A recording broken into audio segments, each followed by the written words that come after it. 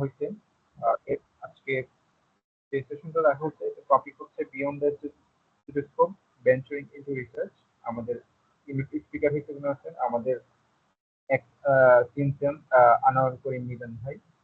উনি হচ্ছে আমাদের মেডিকেল থেকেই এমবিবিএস কমপ্লিট করছেন, এরপরে হচ্ছে ইউনিভার্সিটি অফ হংকং থেকে পিএইচডি করছেন জেনেটিক্স এর উপরে, এবং এখন হচ্ছেন পোস্ট ডক্টর অ্যাসোসিয়েট হিসেবে আছেন department of neurology বেলোর college of medicine. ভাইয়াকে আমরা সিনসিয়াসের পক্ষ থেকে ওয়েলকাম জানাচ্ছি এবং ওনার সেশনটা শুরু করার জন্য রিকোয়েস্ট করছি। ধন্যবাদ আকিব, এবং ধন্যবাদ চট্টগ্রাম মেডিকেল কলেজ রিসার্চ ক্লাবকে আমাকে ইনভিটেশন দেওয়ার জন্য। এবং এটা আমি অনার্ড। আমার সাবেক মানে আমার আগের মেডিকেল কলেজ যেখান থেকে আমি পড়াশোনা করছি সেখানে সেখানে কিছু এক্সপেরিয়েন্স শেয়ার করতে পারাটা এটা অবশ্যই একটা ভালো লাগার বিষয়। তো সবাইকে শুভ সকাল। আমি যতটুকু মনে হচ্ছে সবাই বাংলাদেশ থেকেই জয়েন করছে, কেউ বাইরে থেকে নাই। আম, এবং রেজিস্ট্রেশন লিস্টে যদিও আমি বিভিন্ন মেডিকেল কলেজ এমনকি ইঞ্জিনিয়ারিং ইউনিভার্সিটি থেকেও রেজিস্ট্রেশন দেখছি, তো হয়তো সকাল হয়তো এখনো জয়েন করেন আর কি। যাই হোক, আমি শুরু করি। এটা রেকর্ডিংটা থাকবে, যদি যারা দেখতে চায় পরবর্তীতে ওনারা অবশ্যই ভিডিও পরবর্তীতে দেখতে পারবে। আম, আমার আমার ডাকনাম অনেকে মিজান বলে, আর অফিসিয়াল নেম হচ্ছে এমডি আনোয়ারুল করিম। আম, আমি এখন আছি হচ্ছে বেলোর কলেজ অফ মেডিসিনে পোস্ট ডক্টরাল অ্যাসোসিয়েট হিসেবে। আম, আজকে আমি আমার জার্নিটা একটু শেয়ার করব। আম, আমার টপিকের আজকের এই সেমিনারের নাম দিলাম হচ্ছে beyond the stethoscope venturing into research. তো আমি যেগুলো নিয়ে আলোচনা করব আজকে মেইনলি আহ, আহ, তিনটা তিনটা টপিকের মধ্যে আলোচনাটা হবে। একটা হচ্ছে এই যে চট্টগ্রাম মেডিকেল থেকে এমবিবিএস, তারপরে পিএইচডি, এরপরে হচ্ছে পোস্ট ডক এখন যেটা করতেছি, তো এই জার্নিটা শেয়ার করা। এটার মাধ্যমে আহ এটা এটা অনেকটা নিজের ঢোল পেটানোর মতোই, কিন্তু এটার মূল জিনিস যেটা সেটা হচ্ছে আমি শেয়ার করব আমি কি ধরনের রিসার্চ করতেছি এবং পিএইচডি তে কি ধরনের রিসার্চ করছিলাম, কিভাবে আমার এই জার্নিটা এতটুকু পর্যন্ত আসা, সেগুলো একটু শেয়ার করব। এবং এটার মাধ্যমে এইটাই দেখাতে চাইবো, যে একটা এক্সাম্পল দেখাতে চাইবো যে আমাদের মেডিকেল ব্যাকগ্রাউন্ড থেকেও আমরা অনেক সময় সাহস করতে পারি না যে আমরা এই ধরনের কাজ কেমনে করব, আসলে কি আমাদের নেবে কিনা, বা আসলে নিলেও আমরা এই কাজগুলো করতে পারবো কিনা। তো একটা দেখানো যে এটা করা সম্ভব। তো এই এবং এবং এটার মাধ্যমে একটা আম, দেখানো যে ক্লিনিক্যাল এবং পাবলিক হেলথের বাইরেও আমাদের জন্য অপরচুনিটি আছে, এবং সেগুলা মেডিকেল ব্যাকগ্রাউন্ড থেকেও এগুলাতে সাহস করে ঢোকা সম্ভব। তো ওই ওই জার্নির মধ্যে আম, আহ, ওইটা শেষে আমরা একটা কিউএনএ সেশন রাখতে পারি, যদি ওই রিসার্চ গুলা থেকে যদি কারো কোনো প্রশ্ন থাকে সেগুলা আহ, নিয়ে ডিসকাশনের জন্য। এরপরে আমরা পরের দুইটা সেকশনে চলে যাব, সেখানে থাকবে হচ্ছে আহ, এখন যারা এমবিবিএস স্টুডেন্ট আছে বা যারা পাশ করছে, তারা তাদের জন্য ইউএসএ বা অন্যান্য দেশে কি কি অপশন আছে, কোন কোন পথে হাঁটা যায়, কমন কি কি অপশনগুলো আছে, সেগুলো নিয়ে একটু কথা বলবো।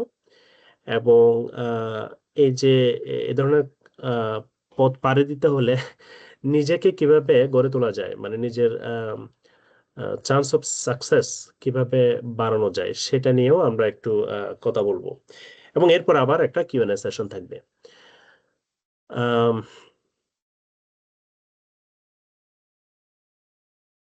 আমাদের পার্টিসিপেন্ট মনে হয় এখন আরো আরো জয়েন করতেছে। আহ, ঠিক আছে। আহ, তো ঠিক আছে, আমি তাহলে এখন শুরু করি। তো আমি হচ্ছে 2009 সালে শুরু করি চট্টগ্রাম মেডিকেল কলেজে এমবিবিএস, এবং 2014-তে আমার শেষ হয়। এরপরে হচ্ছে আমি university of Hong Kong A PhD শুরু করি 2017 সালের জানুয়ারিতে। তো 17 থেকে 2020 এই পুরা 4 বছর আমার পিএইচডি পেছনে গেছে, কাজ শেষ করছি। তারপর হচ্ছে 2021 সালে গিয়ে এই যে ডিফেন্স দিতে হয় পিএইচডির, এবং হচ্ছে থিসিস যেগুলা রিভিশন করতে হয়, তো ওইটা ওই সময় হয়, এবং হচ্ছে তখন আমি গ্রাজুয়েটেড হই আর কি পিএইচডি থেকে। এবং তখন আমি পিএইচডি তে কাজ করে হচ্ছে হার্শপ্রাং ডিজিজ নিয়ে। এটা সম্পর্কে আমি একটু পরে বলবো। তো এটা হচ্ছে একটা জেনেটিক এবং কনজেনিটাল ডিজিজ, একটু পরে বলবো। তো এটার জেনেটিক অ্যানালাইসিস ছিল হচ্ছে আমার পিএইচডি টপিক। এরপরে হচ্ছে আমার 2 বছরের একটা রিসার্চ পজিশন একটা গ্যাপ যায়। এরপরে আমি 2023 সালের শেষের দিকে এসে আবার ইউএসএ তে মুভ করি, এবং এখন আমি পোস্টডক করতেছি বেলর কলেজ অফ মেডিসিনে। তো এখন আমি যে ডিজিজ নিয়ে কাজ করি সেটা হচ্ছে স্পাইনোসেরেবেলার অ্যাটাক্সিয়া। এটা সম্পর্কেও আমি পরবর্তীতে একটু বলবো। আম, তো এই হচ্ছে একদম ব্রিফলি যদি বলি আর কি। তো এখন এই যে বললাম যে পিএইচডি এবং পোস্টডক, তো পিএইচডি তো শুরু আহ, এই জার্নির, কিন্তু তারও আগের মানে তারও পিছনে কিছু কাহিনী আছে। তো আমি যখন পিএইচডি তে যাব 2017 সালে, আমি বললাম যে 2014 সালে শেষ হয়, 15 সালে ইন্টার্নি, তার মানে 1 বছর একটা গ্যাপ ছিল, এবং 2017 সালে আমি শুরু করি। তাহলে ওই 1 বছর এবং ইন্টার্নির সময় আমি কিভাবে নিজেকে এই রিলেটেড ফিল্ডে এঙ্গেজ করছি, তো সেটা যদি বলতে চাই, আমি দুই তিনজন প্রফেসরের সাথে কাজ করছিলাম চট্টগ্রাম মেডিকেল কলেজে থাকা অবস্থায়। এটা হচ্ছে আমি শুরুটা করে হচ্ছে ইন্টার্নশিপ যখন আমার শুরু হয় তখন থেকে, অর্থাৎ ইন্টার্নি করার পাশাপাশি এই স্যারদের সাথে কাজ করা শুরু করছিলাম। তো একদম প্রথমে যেটা করছিলাম সেটা হচ্ছে একজন মেডিসিনের প্রফেসরের সাথে একটা কেস রিপোর্ট লেখা। আনফরচুনেটলি আমি কেস রিপোর্ট সবগুলো কম্পাইল করে জমা দিই। পরবর্তীতে সামহাউ উনি আর আম, এটাতে আর রেসপন্স করে নাই, এবং এটাতে আর পাবলিকেশনের হয়তো ব্যবস্থা করে নাই, আমি জানি না কারণটা কি। তো যাই হোক, ওইটা একটা ফেলিওর, ইনিশিয়াল অ্যাটেম্প্ট ফেইলড, তাই না? মানে failed in terms of what, publication. পাবলিকেশনটা হয় নাই। এবং আমি ওটা শেয়ার করলাম এই কারণে, এটা আমার স্লাইডে নাই কিন্তু মুখে বললাম এই কারণে যে আম, সবসময় সব অ্যাটেম্প্ট সাকসেসফুল হবে না। ওটা উদ্দেশ্য ছিল হচ্ছে একটা কেস রিপোর্ট লিখবো, পাবলিশ করব, বাট সামহাও এটা হয় নাই। ঠিক আছে? তো এবং আমার কাছে মনে হয়েছে যে মেবি আমি অন্য প্রফেসর ট্রাই করি, মানে অন্য প্রফেসরের সাথে কাজ করার ট্রাই করি। তো তখন আমি প্যাথোলজি, আমাদের একজন প্রফেসর, উনি হচ্ছে আমাদের প্রফেসর জিল্লুর রহমান উনি ছিলেন। এখন মনে হয় উনি চট্টগ্রাম মেডিকেল কলেজে নাই, বাট উনি তখন ছিলেন খুবই ভালো আমাদের প্রফেসর। তো ওনার সাথে ওনার ল্যাবে আমি ভলান্টারিলি একটু কাজ করার সুযোগ পাই। ওনার কাছে দেখা করছিলাম। উনি বললাম যে আমি রিসার্চ করতে চাই। তো এবং উনি সুযোগ দিলেন ওনার ল্যাবে। তো যেটা করছিলাম সেটা হচ্ছে ওখানে যে ব্রেস্ট ক্যান্সারের যে পেশেন্ট সেগুলোর আমি প্যাথোলজিক্যাল ডেটা কালেক্ট করছিলাম, ক্লিনিক্যাল এবং প্যাথোলজিক্যাল ডেটা। সেগুলো থেকে একটা ম্যানুস্ক্রিপ্ট রেডি করি। আহ, এবং ওইটা আমরা তখন সাবমিট করি একটা জার্নালে। কিন্তু তখনও আমি যখন পিএইচডি অ্যাপ্লাই করতেছিলাম তখনও কিন্তু এটা পাবলিশ হয় নাই। কিন্তু আমি যে এই যে ওনার সাথে কাজ করতে গিয়ে এই যে ডাটা কালেকশন, এগুলা কিভাবে অ্যানালাইসিস করতে হয়, কম্পেয়ার করতে হয়, লিটারেচার রিভিউ কিভাবে করতে হয়, সাইটেশন গুলো কিভাবে ম্যানেজ করতে হয়, তখনও ম্যানুয়ালি করতেছিলাম সাইটেশন। হ্যাঁ, কোনো সফটওয়্যার যে ইউজ করা যায় ওটা জানতামও না তখনও। হ্যাঁ, তো এগুলা কিভাবে করা যায়। তারপরে হচ্ছে তো এইটার মাধ্যমে ফার্স্ট আমার এক্সপেরিয়েন্সটা হয় আর কি। অফকোর্স এর আগে আমাদের আরএফএসটি তে কিছু কাজ, তো এটা বাদ দিলাম। বাট রিয়েল একদম রিসার্চের যে এক্সপেরিয়েন্স সেটা এখান থেকে হয়। এরপরে এখানে ইম্পর্টেন্ট জিনিস হচ্ছে আমার পেপার কিন্তু তখনও পাবলিশ হয় নাই। আমি যখন পিএইচডি অ্যাপ্লিকেশন করতে যাচ্ছি তখন আমার পেপার পাবলিশ হয় নাই। কিন্তু আমার সিভিতে এবং যে আমার ইয়া ছিল, যে স্টেটমেন্ট অফ রিসার্চ ইন্টারেস্ট, এটা একটা অ্যাপ্লিকেশনের পার্ট, ওখানে আমি এই কথাটার কথা, মানে এই এক্সপেরিয়েন্সটার কথা আমি ওখানে হাইলাইট করছিলাম। আমার এখানে মেসেজটা হচ্ছে রিসার্চ প্রজেক্টে কাজ করার পরেও যদি পেপার পাবলিশ নাও হয়, কিন্তু আপনার যদি অথেন্টিক একটা এক্সপেরিয়েন্স থাকে, এই এক্সপেরিয়েন্সটা আপনি হাইলাইট করতে পারবেন, এবং এটা ভ্যালুয়েবল। সবসময় যে সবকিছু পাবলিশড ওয়ার্কের মাধ্যমে আপনার ভ্যালুটা প্রমাণ করতে হবে সেটা না। এটা এটা একটা এক্সপেরিয়েন্স, এটা এটা খুবই ভাইটাল রোল প্লে করছে আমার ক্যারিয়ার শেপিং আর কি। এরপর আরো একটা ইম্পর্টেন্ট, খুবই ইম্পর্টেন্ট কাজ ছিল হচ্ছে আমাদের যে পেডিয়াট্রিক সার্জারি আছে ওখানে ওখানে প্রফেসর ডক্টর আমি প্রফেসর তাহমিনা বানু, এই যে উনি এখন ক্রিক্সের প্রধান চট্টগ্রামে। তো ওনার সাথে আমি যেদিন ইন্টার্নি আমার শেষ হয় তার পরের দিন থেকে ওনার সাথে আমি কাজ করা শুরু করি, এটাও ভলান্টারিলি। এবং হচ্ছে ওখানে কাজটা ছিল হচ্ছে আমি বার্থ ডিফেক্ট যেগুলো আছে সেই সেই পেশেন্ট গুলা, যেমন অ্যানোরেক্টাল ম্যালফরমেশন, তারপরে হার্শপ্রাং ডিজিজ, তারপরে পিলিয়ারি অ্যাট্রেসিয়া, ডিওডানাল অ্যাট্রেসিয়া, তো এই ধরনের যে পেশেন্ট গুলা একটু রেয়ার, কিন্তু দেখা যাচ্ছে যে বার্থ ডিফেক্ট নিয়ে জন্ম নিচ্ছে। তো ওই ধরনের পেশেন্ট গুলা ডেটা কালেকশন করতাম, স্যাম্পল কালেকশন করতাম। এটা ছিল হচ্ছে আমার কাজ, এবং অনেকটা ভলান্টারিলি বলা যায় আহ, কাজটা এটা করতাম আর কি। তো এইটা থেকে আমি যখন পিএইচডি তে অ্যাপ্লিকেশন করতেছি, এখান থেকে কোনো পেপার হয় নাই, মানে it was very early stage at that time. কিন্তু এগেইন এখানে যে এক্সপিরিয়েন্সটা সেটা আমি সিভিতে হাইলাইট করছি, এবং মজার ব্যাপার হচ্ছে এখানে আমি যে ডাটাগুলো কালেক্ট করতেছিলাম এবং যে প্রজেক্টে কাজ করতেছিলাম সে প্রজেক্টটা হচ্ছে ইউনিভার্সিটি অফ হংকং এর কোলাবোরেশন ছিল চট্টগ্রাম মেডিকেল কলেজের সাথে এবং পরবর্তীতে ক্রিক্সের সাথে। তো উনি হচ্ছে আমার মানে ইউনিভার্সিটি অফ হংকং থেকে আসছিলেন, উনি একজন প্রফেসর। উনি এসে তখন এই যে অনেকটা একটা সেশনের মতো নিচ্ছে, ক্লাস নিচ্ছে। আমরা ছিলাম, আমি আমাদের ফেস একটু হাইড করে রাখছি কারণ এটা পারমিশন নিয়ে তো আর ইয়া করি নাই। তো এই যে এটা হচ্ছে 2016 সালের কথা। তো তখন আহ, এই ওনার সাথে আমার পরিচয় হয়, প্রফেসরের সাথে, ওনার সাথে কাজ করতে ওখানে চট্টগ্রামে। ওনারা 2 দিন ছিলেন, খুবই এঙ্গেজড ছিলাম, এবং প্রজেক্টটা সম্পর্কে আরো ওনারা জানলো। একটা memorandum of understanding MOU sign হলো। তো ডাটাগুলো আমরা কালেক্ট করতে থাকলাম এবং এটার মাধ্যমে একটা পরিচয় হয়ে উঠলো আর কি। এবং অ্যাকচুয়ালি এই যে পরিচয় হয়ে ওঠা, এই যে আমার কাজ করতেছে ওখানে, দেখতেছে আমি ওখানে ডিল করতেছে এগুলো নিয়ে, এটার মাধ্যমে এই আমার পিএইচডির সুযোগটা তৈরি হয়, university of Hong Kong A PhD করার সুযোগটা তৈরি। অফকোর্স আমি যখন অ্যাপ্লিকেশন করব ডেফিনেটলি এটা ইয়ার মাধ্যমে যাবে, এটা ফ্যাকাল্টি থেকে ইভ্যালুয়েট হবে সবকিছু, ওখানে তার পরিচয় দিয়ে এডমিশন নিয়ে নেবে না। কিন্তু এই যে একটা একটা একটা একটা আমি যে অলরেডি কাজ করতেছি, আমি যে একটা অথেন্টিক এক্সপিরিয়েন্স নিচ্ছি, এই জিনিসটা হেল্প করে আপনার কথা বলার সময়, অ্যাপ্লিকেশন করার সময় এটা হেল্প করে। তো এইটার মাধ্যমে আমার হচ্ছে পিএইচডি সুযোগটা তৈরি হয়। তো ওখানের একটা ডিজিজ নিয়ে আমার পিএইচডি টপিকটা ছিল মেইনলি, সেটা হচ্ছে হার্শপ্রাং ডিজিজ নিয়ে। তো আমি হার্শপ্রাং ডিজিজ নিয়ে একটু করে বলি, যারা হয়তো একদম ইয়াং মেডিকেল স্টুডেন্ট আছে ওরা হয়তো নাও জানতে পারে। আমাদের এটা হচ্ছে গ্যাস্ট্রোইন্টেস্টাইনাল ট্র্যাক্ট, তাই না? তো এখানে আমরা জানি যে আমরা যখন খাওয়া দাওয়া করি সেটা গাটের মধ্য দিয়ে যখন পাস হবে, এটা কিভাবে পাস হয়, এটা হচ্ছে গাটের যে পেরিস্টালটিক মুভমেন্ট, তাই না? আম, সেটার কারণে ফুড কন্টেন্ট গুলো পাস করতে পারে। এই যে পেরিস্টালসিস, এটা মেইনলি কন্ট্রোল হয়ে হচ্ছে এখানে যে নার্ভাস সিস্টেম যেটা গাটের মধ্যে থাকে সেটা দিয়ে। তো ওই নার্ভাস সিস্টেমটাকে বলা হচ্ছে enteric nervous system.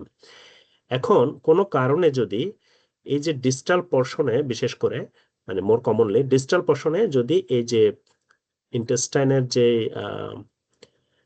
Nervous system, enteric nervous system, সেটা যদি প্রপারলি ডেভেলপ না হয় তখন হচ্ছে হার্শপ্রাং ডিজিজটা হয়, ওইটাকে হার্শপ্রাং ডিজিজ বলে। তো না থাকলে কি হয়, তো এই যে পেরিস্টালটিক মুভমেন্টটা সেটা হইতে পারে না, এটা অনেকটা বলা যেতে পারে এটা প্যারালাইজড হয়ে যায়। যেমন এই অংশটাতে এটা হচ্ছে একটা হেলদি কন্ডিশন, আর এখানে হচ্ছে যেমন এই যে এনাস রেক্টাম, এই অংশটাতে ডিস্টাল পর্শনে এই এন্টারিক নার্ভাস সিস্টেম ডেভেলপ না হওয়াতে এটা দেখা যাচ্ছে প্যারালাইজড হয়েছে, বেসিক্যালি এটা কলাপসড হয়েছে, এখানে কোনো পেরিস্টালটিক মুভমেন্ট থাকবে না। তো বাচ্চা তো জন্মের পর থেকে দেখা যাচ্ছে যে তাকে দুধ খাওয়াচ্ছে, আম, আহ, আহ, আম, কিন্তু হবে কি, দেখা যাচ্ছে যে বাচ্চা সাধারণত জন্মের পরে এটা বাচ্চার ফার্স্ট স্টুলটা পাস হওয়ার কথা, কিন্তু দেখা যাচ্ছে একদিন চলে যাচ্ছে, 2 দিন চলে যাচ্ছে, বাচ্চার কোনো স্টুল পাস হচ্ছে না, কারণ এই জায়গায় কোনো পেরিস্টালটিক মুভমেন্ট হচ্ছে না এবং যা খাওয়ানো হচ্ছে সবগুলো এখানে জমে যাচ্ছে। তো যে কারণে দেখা যাচ্ছে যে পেশেন্টের অ্যাবডোমিনাল ডিস্টেনশন হয় এবং হচ্ছে পেশেন্ট ভমিটিং হয় এবং কনস্টিপেশন হয়। কনস্টিপেশন মানে যে স্টুল পাস হচ্ছে না। তো এইটা হচ্ছে মোটা দাগে হার্শপ্রাং ডিজিজের ফিচার, এবং এটা মোটামুটি দেখা যাচ্ছে 2 দিনের মধ্যে ম্যাক্সিমাম পেশেন্ট, বাচ্চা জন্মের 2 দিনের মধ্যে দেখা যাচ্ছে যে এইরকম একটা হিস্ট্রি নিয়ে হসপিটালে চলে আসে। তো এদের জেনেটিক অ্যানালাইসিসটা ছিল হচ্ছে আমার প্রজেক্ট। এখন এই ডিজিজটা কেন হয় আমরা কি জানি অলরেডি? আমরা জানি যে এটা মেইনলি একটা জেনেটিক ডিজিজ এবং এটার কিছুটা এনভায়রনমেন্টাল ইফেক্ট বলা হয়, but it is mainly genetic. তো আমি এখানে কয়েকটা জিনের নাম লিখছি। এর মধ্যে একটা জিন হচ্ছে রেড জিন, যে জিনে মিউটেশন হলে হার্শপ্রাং ডিজিজ হয়, এবং এগুলোতে হয়, কিন্তু জানা যেসব জিন সেগুলোর মধ্যে সবচেয়ে কমন হচ্ছে রেড জিন। রেড জিনে মিউটেশন হলে হার্শপ্রাং ডিজিজ হতে পারে। তো এরকম প্রায় অন্তত 30টা জিন অলরেডি জানা আছে যে যেগুলোতে মিউটেশন হলে হার্শপ্রাং ডিজিজ হতে পারে অথবা হার্শপ্রাং ডিজিজের ঝুঁকি বেড়ে যেতে পারে। প্রবলেম হচ্ছে এইসব এতগুলো জিন, এগুলো অনলি 20, দেখা যাচ্ছে 25 to 30% কেসে পাওয়া যায়। অর্থাৎ আমি যদি 100টা র্যান্ডমলি হার্শপ্রাং ডিজিজের পেশেন্ট নিই, সেখানে দেখা যাচ্ছে যে অনলি 25 বা 30% পেশেন্টে আমরা এইসব জানা জিনগুলোতে মিউটেশন পাবো। তার মানে হচ্ছে 75 to 70% পেশেন্টের ক্ষেত্রে আসলে কোন জিনের মিউটেশনের কারণে এই ডিজিজটা হচ্ছে উই ডোন্ট নো। তার মানে আমাদের এখনো আরো নতুন নতুন জিনে মিউটেশন ডিসকভার করার স্কোপ আছে এই হার্শপ্রাং ডিজিজ নিয়ে। তো সেই জায়গায় হচ্ছে আমার রিসার্চটা, যেহেতু বাংলাদেশি পেশেন্ট গুলার হার্শপ্রাং ডিজিজ নিয়ে কোনো স্টাডি হয় নাই, তো এটা একটা ভালো স্কোপ ছিল আমাদের জন্য। তো আমরা যে অ্যাপ্রোচটা নিছিলাম সেটা হচ্ছে trio based whole exome sequencing of Hirschsprung disease families. আমি এটা একটু এক্সপ্লেন করি।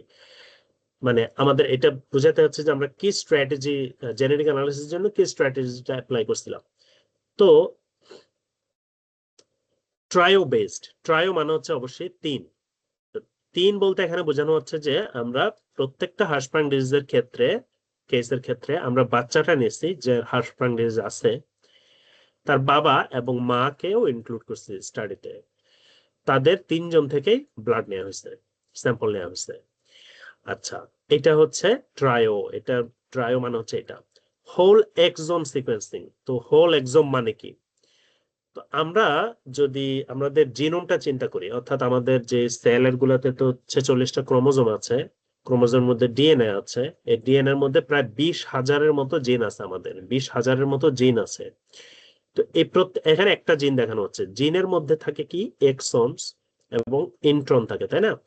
তো এই ডিএনএ, এই যে জিন, এটা যখন ট্রান্সক্রিপশন হয় তখন এটা থেকে আরএনএ তৈরি হয়। তো শুরুতে যে আরএনএটা তৈরি হয় সেটাকে ন্যাসেন্ট আরএনএ বা প্রাইমারি ট্রান্সক্রিপ্ট বলা হয়, এবং এইটা থেকে আরো যখন ম্যাচিউর হবে তখন হচ্ছে এই যে মাঝখানে যে ইন্ট্রন রিজনটা এখান থেকে ট্রান্সক্রিপশন হয়েছিল সেটা কেটে ফেলে সেল, এটা বের করে দেয়। বের করে এই যে এক্সন গুলো তখন একটা আরেকটার সাথে যুক্ত করে ম্যাচিউর আরএনএ তৈরি করে, ঠিক আছে? তো এই যে ম্যাচিউর আরএনএ তে যে অংশগুলো আছে, যে সিকোয়েন্স গুলা, সেইগুলা হচ্ছে অ্যাকচুয়ালি এক্সন, ঠিক আছে? ইন্ট্রন গুলা ম্যাচিউর আরএনএ তে থাকে না, এটা কেটে ফেলে। আচ্ছা, এই যে এক্সন গুলা, এগুলা থেকে আলটিমেটলি এই যে ম্যাচিউর আরএনএ, সেটা থেকে ট্রান্সলেশনের মাধ্যমে প্রোটিন তৈরি হয়। তার মানে এই রিজন গুলা হচ্ছে কি কোডিং রিজন। কোডিং মানে হচ্ছে এগুলা থেকে আলটিমেটলি প্রোটিন তৈরি হওয়ার ইনফরমেশনটা ওখানে থাকে, কিন্তু ইন্ট্রনে সেটা থাকবে না, কারণ ইন্ট্রন ম্যাচিউর আরএনএ থাকবে না, এবং সে কারণে ওখান থেকে যে মানে প্রোটিন তৈরি হওয়ার ইনফরমেশনটা ওখানে নাই।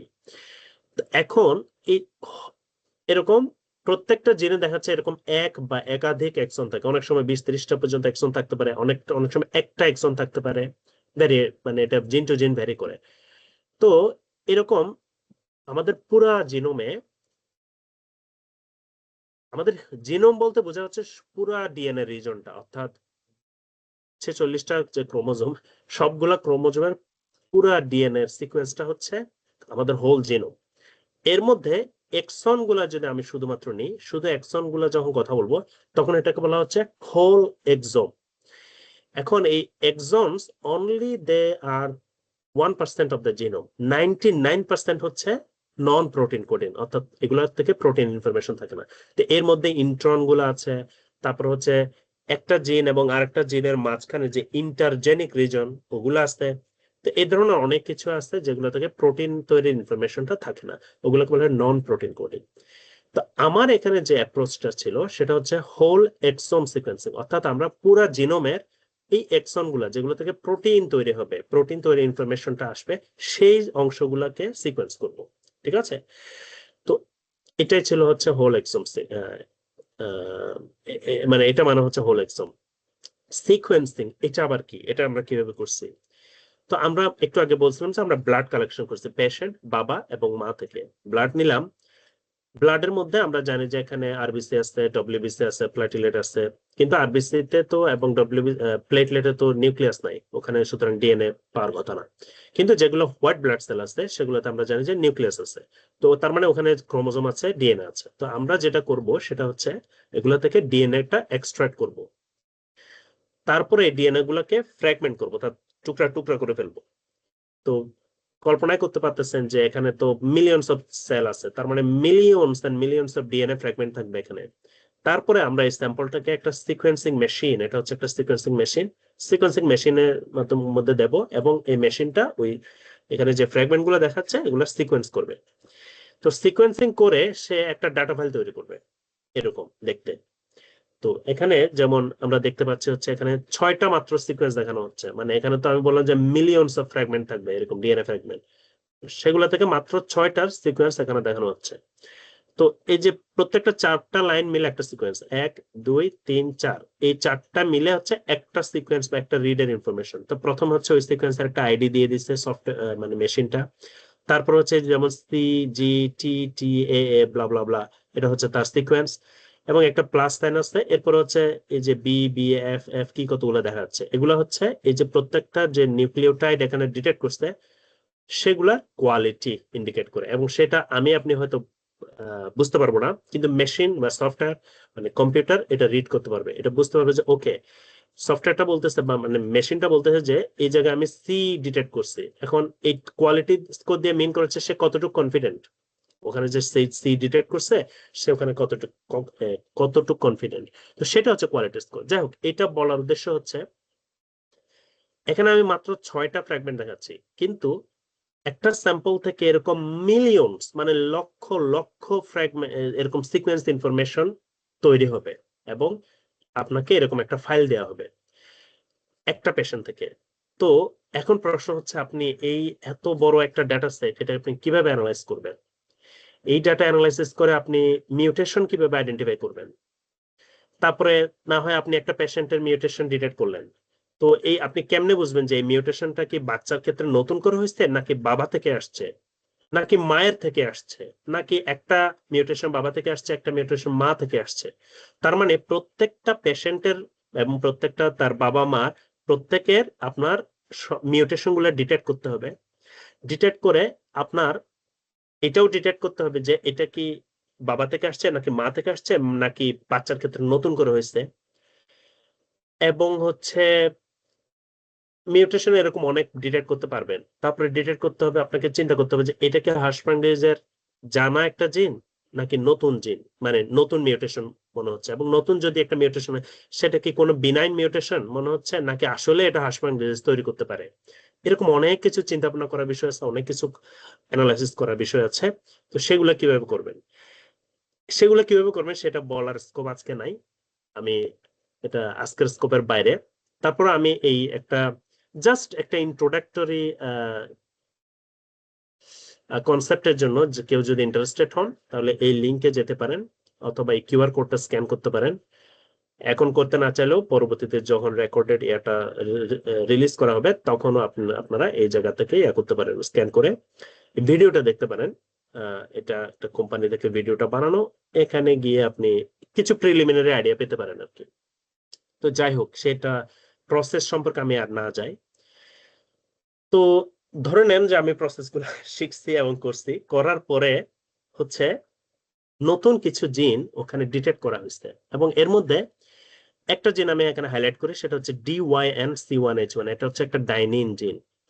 তো এই জিনটা আমরা ডিসকভার করছি আমাদের প্রজেক্ট থেকে, আমার পিএইচডি স্টাডি থেকে, যে এটা একটা নতুন হার্শফাং ডিজিজের ক্যান্ডিডেট জিন। ঠিক আছে, এখন চিন্তা করেন যে আজ থেকে 20-30 বছর আগে যদি হতো, জিন ডিসকভারি মানে হচ্ছে আপনি বলতে গেলে ওই ফিল্ডে, জেনেটিক্স ফিল্ডে বা মেডিকেল সেক্টর একটা অমর হয়ে যাবেন আপনার ফিল্ডে, তাই না? বিশাল বড় একজন সায়েন্টিস্ট, হ্যাঁ, ওরে বাবা জিন ডিসকভার করছে, আপনার নামের সাথে ওইটা হয়ে গেল। তো এখন দেখেন বর্তমান যুগে এটা কতই যে আমার মতো যদু মধু ওরা এখন জিন ডিসকভার করে বসতেছে। পয়েন্ট ইজ মেডিকেল সায়েন্স অনেক অ্যাডভান্সড হয়ে গেছে, হ্যাঁ, এবং এটা করা সম্ভব। এই যে আমি দেখাচ্ছি, আমি করছি, হ্যাঁ এটা আমার হাতে ধরে করা কাজ, হ্যাঁ, এবং আমরা যদি করতে পারি আপনারাও পারবেন, দ্যাটস দ্য পয়েন্ট। ঠিক আছে, তো যাই হোক, আম, এই জিনটা তো আমরা ক্যান্ডিডেট জিন হিসেবে বলতেছি। আমি এখনো বলতেছি না যে এটা 100% কনফার্ম, বা আমি বলতেছি না যে এটা ডিজিজ করবে। আমি বলতে চাচ্ছি যে এটা একটা ক্যান্ডিডেট জিন, মানে এটা হার্শফাং ডিজিজের জিন হওয়ার হাই পসিবিলিটি আছে, কারণ আমি একাধিক পেশেন্টে এই ডিজিজ, এই মিউটেশনটা পাইছি। আমাদের পেশেন্ট যে কয়েকটা ছিল তার মধ্যে, এর মধ্যে আমরা যে জানা জিন, আমি যেমন রেড জিনের কথা বলছিলাম, সেই রেড জিনেও কিন্তু মিউটেশন পাইছে। ওটা তো আমার নতুন কিছু না, ওটা হচ্ছে জাস্ট তার ডায়াগনোসিসটা করলাম যে ওকে, এই পেশেন্টটা হার্শফাং ডিজিজে ওই রেড জিনের মিউটেশন হয়েছে, that is kind of A diagnostic one. কিন্তু নতুন উদ্দেশ্য ছিল হচ্ছে নতুন জিন ডিসকভারি। তো এটা একটা নতুন জিন আরো আছে, আমি মেইন একটা জিনিস হাইলাইট করছি আর কি। কেউ যদি আমার থিসিসটা পড়তে চান, এখানে আমার পেপারটা এখনো পাবলিশ হয় নাই, এখনো, কারণ এখনো কাজ চলতেছে। কেউ যদি এই পেপারটা, থিসিসটা পড়তে চান, তাহলে এই লিঙ্কে যেতে পারেন, গিয়ে ডাউনলোড করে পড়তে পারেন যদি কেউ ইন্টারেস্টেড হন। আচ্ছা, এখন আমি যে বললাম যে এটা তো একটা ক্যান্ডিডেট জিন মনে হচ্ছে আমার কাছে, হ্যাঁ, আমি কিভাবে এক্সট্রা ডেটা, মানে হচ্ছে আরো কিভাবে আমি ডাটা কালেক্ট করতে পারি, এক্সপেরিমেন্টালি প্রুভ করতে পারি যে এটা না, এটা হাঁসফাংদের একটা ডিজিজ, নতুন জিন আবিষ্কার করলাম। তো সেটার জন্য যেটা আমরা করছি, আমরা একটা অ্যানিমাল মডেল ইউজ করছি, সেটা হচ্ছে জেব্রাফিশ। আমি জানি না আপনারা নাম শুনছেন কিনা। তো আমি দেখাচ্ছি এই যে ল্যাবরেটরিতে ট্যাঙ্কের মধ্যে জেব্রাফিশ, এগুলো অনেকটা পুঁটি মাছের সাইজের মতো আর কি, এগুলোকে বলা হয় জেব্রাফিশ। এখানে মেল ফিমেল আছে, আপনি যখন এদেরকে একসাথে করবেন ওরা ব্রিডিং করবে, এবং হচ্ছে আপনি ফার্টিলাইজড এগ কালেকশন করবেন। কালেকশন করে এই যে এখানে এগ দেখা যাচ্ছে, ঠিক আছে, করার পরে দেখেন এই যে একটা ইনজেকশন দিচ্ছে, আমি জানি না আপনারা দেখতে পাচ্ছেন কিনা, এটা একটা fertilized egg, one cell stage, just one cell stage fertilization হচ্ছে, স্পার্ম এবং ওভাম মিলে এই সেলটা তৈরি হচ্ছে, এবং হচ্ছে এখানে একটা ইনজেকশন দিচ্ছে। যেমন এই যে একটা নিডল, এই যে ইনজেকশন দিল। আচ্ছা, এটাকে বলা হয় মাইক্রো ইনজেকশন টেকনিক। এটা আমার ভিডিও না, কিন্তু আমি এই কাজগুলো করছি আর কি। আমি তো আর ভিডিও করি নাই, কিন্তু পরে ইউটিউব থেকে এটা আমি কালেক্ট করছি। এই ইনজেকশনটাতে আমি কি দিছি, দিছি হচ্ছে কিছু রিয়েজেন্ট, কিছু ম্যাটেরিয়ালস, কিছু এনজাইম, কিছু আরএনএ ওখানে প্রিপেয়ার করে ওখানে দিছি। উদ্দেশ্য হচ্ছে আমার যে ডাইনিন জিনের কথা বলছি, DYNC1 H1, ওই জিনে গিয়ে যেন একটা মিউটেশন হয়। ঠিক আছে, আমি চাই যে ওখানে ওই জিনে, জেব্রাফিশের ওই জিনে একটা মিউটেশন হোক, ওই জিনে আমি ওই জায়গায় ওই ডিএনএর ওই জিনের ওই অংশে গিয়ে ব্রেক হোক, হয়ে ওই জায়গায় একটা মিউটেশন ইন্ট্রোডিউস হোক, এবং ওই জিনটা নন ফাংশনাল হয়ে যাক, ওই জিন থেকে কোনো কিছু যেন আর প্রোটিন বা এরকম আরএনএ বা প্রোটিন এরকম যেন তৈরি না হয়। এটাকে বলা হয় নকআউট এক্সপেরিমেন্ট। তো এই টেকনোলজিটা হচ্ছে, আমি যেটা বললাম সেটা হচ্ছে CRISPR-Cas9 টেকনোলজি। এটা হচ্ছে একটা জিন এডিটিং টেকনোলজি। চিন্তা করেন আপনি, আমি কথা বলতেছি কিন্তু জিন এডিটিং নিয়ে। এগেইন, আজ থেকে 20 বছর আগে চিন্তা করলো ওরে বাবা জিন এডিটিং করবে, এটা কিভাবে সম্ভব, হ্যাঁ। কিন্তু এখন টেকনোলজি এত অ্যাডভান্সড হয়েছে, এটা মাত্র 2011-12 সালের দিকে মনে হয় পেপারটা পাবলিশ হয়েছে, CRISPR-Cas9 টেকনোলজির এত র্যাপিডলি অ্যাডভান্সড হয়েছে। এবং খুব অল্প কয়েক বছরের মধ্যে ওনারা নোবেল পুরস্কার পেয়ে গেছে। এবং এটা ক্লিনিক্যাল ট্রায়ালও এখন অ্যাপ্লাই হচ্ছে, অর্থাৎ পেশেন্টের মধ্যে জিন এডিটিং করে ট্রিটমেন্ট করা, জেনেটিক ডিজিজ কারেকশনের চেষ্টা করা হচ্ছে। তো এটা হচ্ছে CRISPR-Cas9 টেকনোলজি। চিন্তা করেন এটা আমরা করছি, হ্যাঁ, মানে আমি পিএইচডি প্রজেক্টে এটা করছি। এগেইন, এটা মনে হইতে পারে যে বিশাল বড় রকেট সায়েন্স, কত কিছু করে ফেলতেছে, but point is you can do it. If I can do it, you can do it. আচ্ছা, তো করে আমরা কি পাইলাম? তো এই যে বললাম যে এরকম CRISPR-Cas9 এর জন্য বিভিন্ন রিয়েজেন্ট ইনজেকশন দিলাম ইয়ার ভিতরে, কিসের ভিতরে, এই যে ফার্টিলাইজড এগের ভিতরে। তারপরে আমি ওই এমব্রায়োগুলোকে 5 দিন পর্যন্ত গ্রো করছি। তো 5 দিন পরে ওদেরকে এরকম দেখা যায় আর কি। হ্যাঁ, তো আমরা যে মডেলটা ইউজ করছি, যে জেব্রাফিশের জেব্রাফিশটা ইউজ করছি, ওদেরকে জেনেটিক্যালি মডিফাই করা হয়েছে এমন ভাবে যে ওদের যে ইন্টেস্টাইনে যে নিউরন গুলো আছে সেগুলা থেকে সেগুলোকে যদি একটা স্পেসিফিক আলোর নিচে ওয়েবলেন্থের নিচে রাখা হয় তাহলে ওটা জ্বলে উঠবে। এটাকে বলা হয় ফ্লোরেসেন্স প্রোটিন। তো এটা হচ্ছে যেমন একটা এরকম ওই ফ্লোরেসেন্স প্রোটিনটা, মানে ফ্লোরেসেন্স টা আমরা দেখতে পাচ্ছি আর কি। এটা হচ্ছে জেব্রাফিশ, এটা হচ্ছে হেড রিজন, এই যে হেড রিজনের মতো, এটা হচ্ছে এদিকে হচ্ছে টেল রিজন, এবং এই জায়গায় হচ্ছে ইন্টেস্টাইন তার। তো ইন্টেস্টাইনের মধ্যে এখানে যে গ্রিন ডট গুলো দেখা যাচ্ছে এগুলো হচ্ছে নিউরন। ঠিক আছে, এগুলো হচ্ছে নিউরন। তো এটা হচ্ছে একটা নর্মাল এমব্রায়ো, এমব্রায়োর গাট। তো দেখা যাচ্ছে যে এখানে এই যে এখানে ডটেড লাইন দিয়ে আমি যেটা দেখাচ্ছে সেটা হচ্ছে তার ইন্টেস্টাইন, এবং ইন্টেস্টাইনে দেখেন এখানে প্রচুর নিউরন আছে। ঠিক আছে, এবং অ্যাকচুয়ালি আমি মাইক্রোস্কোপের নিচে দেখছি যে ওটা সুন্দর করে পেরিস্টালসিস হয়। তো যাই হোক, এখন আমি যদি রেড জিন নকআউট করি, রেড জিন আমি আগেও বলছি এটা একটা জানা হার্শপ্রাং ডিজিজ জিন, এটা যদি আমি নকআউট করি, মানে এখানে যদি আমি মিউটেশন করাই, তখন দেখা যাচ্ছে যে এখানে কোনো জিন, কোনো এই যে নিউরন গুলো আর নাই, তাই না? তার মানে আমরা বলতে পারি যে এই মডেলটা একটা হার্শপ্রাং ডিজিজের মডেল হিসেবে ইউজ করা যেতে পারে এরকম জিন টেস্টিং এর জন্য। এখন আসা যাক, আমি যে নতুন জিনের কথা বলতেছি সেটা যদি মিউটেশন করে তাহলে কি হয়। সেটা তো দেখেন অলমোস্ট গন। এখানে একটা, দুইটা, তিনটা, চারটা, পাঁচটা, ছয়টা হয়তো নিউরন দেখা যাচ্ছে, যেখানে অনেকগুলো নিউরন থাকার কথা। ঠিক আছে, এটা হয়তো রেটের মতো এত সিভিয়ার না, but still you can imagine, you can see that, মানে হচ্ছে এটা এটা ড্রামাটিক্যালি নিউরন নাম্বার কমাই দিচ্ছে। তার মানে এটা একটা এক্সট্রা আরেকটা, আমি পেশেন্টের বাইরে গিয়েও একটা একটা প্রমাণ দিলাম যে দেখো, হার্শপ্রাং ডিজিজের মতো ডিজিজ তৈরি হয় জেব্রাফিশে যদি আমি তার এই ডাইনিন জিনটা মিউটেশন করে দিই। Making sense? তো এটা হচ্ছে আমার আরেকটা এক্সট্রা লেয়ার অফ ইনফরমেশন। তো যাই হোক, এতটুকু করে আমার পিএইচডিটা ওখানে শেষ হয়েছে। Everyone is happy. এখন হয়েছে কি, আমার প্রফেসর এক্সাইটেড, এটা নিয়ে আবার নতুন ফান্ডিং এর জন্য অ্যাপ্লাই করছে। হ্যাঁ, এর নতুন ফান্ড পেয়ে গেছে, এবং এটা নিয়ে এখনো রিসার্চ চলতেছে। এইটা এবং আরো কয়েকটা জিন নিয়ে এখনো রিসার্চ চলতেছে, সেল লাইনে করতেছে, স্টেম সেলে করতেছে, মেকানিজম বের করার চেষ্টা করতেছে কিভাবে ডাইনিন বা অন্যান্য আরো কয়েকটা জিন, আমি এখানে নাম বলতেছি না, এগুলো মিউটেশন হলে হার্শপ্রাং ডিজিজ হবে, কেন তার গার্ড ডেভেলপ করবে না। ঠিক আছে, তো এগুলো নিয়ে এখনো কাজ চলতেছে। দেখেন 2017 সালে আমি পিএইচডি শুরু করছি এই কাজগুলা, এখন 2025 চলতেছে, এখনো চলতেছে। ইনফ্যাক্ট আরো 2016 সালের আগে 17 আগে তৈরি, কারণ আমি বললাম যে এগুলো বাংলাদেশি পেশেন্টের উপর গবেষণাটা করা, বাংলাদেশে থাকা অবস্থায় আমি এটা করতেছিলাম। তার মানে বলতে গেলে এটা 2015-16 দিকে শুরু হয়েছে, এখন 10 বছর ধরে এই কাজ চলতেছে। হয়তো এটার পিছনে সবাই লেগে নাই, আমি একা করছিলাম তখন, আমি যখন পিএইচডি করতেছি, আমি আসার পরে এখন মনে হয় একজন পোস্টডক বা কেউ একজন করতেছে। Point is it tax a long long time to refine your Discovery এবং টু মেক ইউর কেস। তো যাই হোক, হোপফুলি এটা একটা ভালো পাবলিকেশন হবে ইন ফিউচারে। দেখা যাক এটা কখন হয় আমি জানি না, এখনো নাকি কাজ চলতেছে। আচ্ছা, তো এই যে এখন CRISPR-Cas9 জিনোম এডিটিং এর কথা বললাম, এইটার মেকানিজম এক্সপ্লেন করার হয়তো আজকে সুযোগ নাই। কেউ যদি ইন্টারেস্টেড হন এই ভিডিওটা দেখতে পারেন, এটা একটা অ্যানিমেশন শর্ট ভিডিও, খুবই ইনফরমেটিভ, এবং it will help you to understand what it is. তো সেটা হচ্ছে আমার পিএইচডির কাজ। এখন এখন আছে হচ্ছে আমি পোস্টডকে, হয়তো এটা 5 মিনিট সময় লাগবে, এটা 5-10 মিনিট লাগবে। এখন আমি যেটা কাজ করতেছি সেটা হচ্ছে স্পাইনোসেরেবেলার অ্যাটাকস।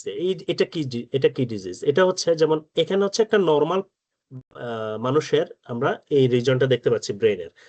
তো এখানে আছে হচ্ছে পন্স, মেডুলা অবলঙ্গাটা, এবং হচ্ছে সেরেবেলাম, তাই না? এটা হচ্ছে নর্মাল কন্ডিশনে দেখতে এরকম দেখায়। তো SCA1 পেশেন্টের ক্ষেত্রে যেটা হয় সেটা হচ্ছে এই যে পন্স দেখেন সেটা ডিজেনারেটেড হয়ে গেছে, ছোট হয়ে গেছে। মেডুলাতেও ডিজেনারেশন, তারপর হচ্ছে যে সেরেবেলাম, সেখানেও এই যে ডিজেনারেশন হয়েছে এবং ছোট হয়ে গেছে জিনিসগুলা। এবং দেখা যাচ্ছে যে সালকাস গুলা যেগুলা, সেগুলা এখানে গ্যাপ গুলা বেড়ে গেছে এখানে, যেহেতু ব্রেন ম্যাটার গুলা ছোট হয়ে গেছে, মানে শ্রিঙ্ক হয়ে গেছে। তো এটা হচ্ছে ডিজেনারেশন। তো আমরা জানি যে সেরেবেলাম কন্ট্রোল করে হচ্ছে আমাদের মুভমেন্ট, কোঅর্ডিনেশন, এগুলো ইয়া করে, তো সেগুলোতে সমস্যা হয়। তারপরে যেমন এই যে এই রিজনে থাকে বিভিন্ন মোটর নিউরন গুলো থাকে, যেগুলো হচ্ছে আমাদের রেসপিরেশন থেকে শুরু করে বিভিন্ন কিছু কন্ট্রোল করে। তো এগুলোতে প্রবলেম হয়, এটা দেখা যাচ্ছে এল্ডারলিদের 40-50 বছর বয়সে গিয়ে এটা হয়। এটা হয় হচ্ছে এই জিনের মিউটেশনের কারণে, অ্যাটাক্সিন 1 জিনের মিউটেশনের কারণে। তো এখন আমি যে প্রজেক্টে কাজ করতেছি, আমার দুইটা প্রজেক্ট চলতেছে। একটা হচ্ছে আবার সে জেব্রাফিশ, পিএইচডি তে যেটা জেব্রাফিশ নিয়ে কাজ করছে ওই ধরনের। এখন হচ্ছে জেব্রাফিশের অ্যাটাক্সিন 1 এর যে যে যে সিমিলার জিন, সেটা আমরা নক আউট করছি। এটা অ্যাকচুয়ালি আমি এখানে জয়েন করার আগে যে পোস্টডক ছিল উনি এই মডেলটা তৈরি করছিল।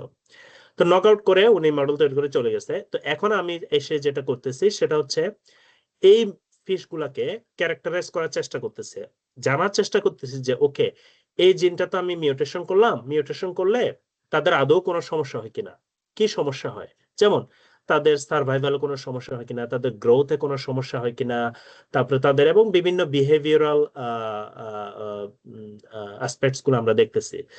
তো এটা একটা পার্ট। আরেকটা পার্ট হচ্ছে আমরা এটার মলিকুলার লেভেলে দেখার চেষ্টা করতেছি যে এখানে কোনো আম, এই যে বললাম যে আরএনএ তৈরি হয়, তো এই জিনটা যদি আমি নকআউট করে দিই, মানে হচ্ছে ডিসফাংশনাল করে দিই, তখন হচ্ছে তার বিভিন্ন জিনে অ্যাক্টিভিটির কেমন চেঞ্জ হয়, অর্থাৎ কোন জিনগুলা এক্সপ্রেশন বেড়ে যায়, কোন জিনগুলা এক্সপ্রেশন কমে যায়, সেটা বোঝার চেষ্টা করতেছি।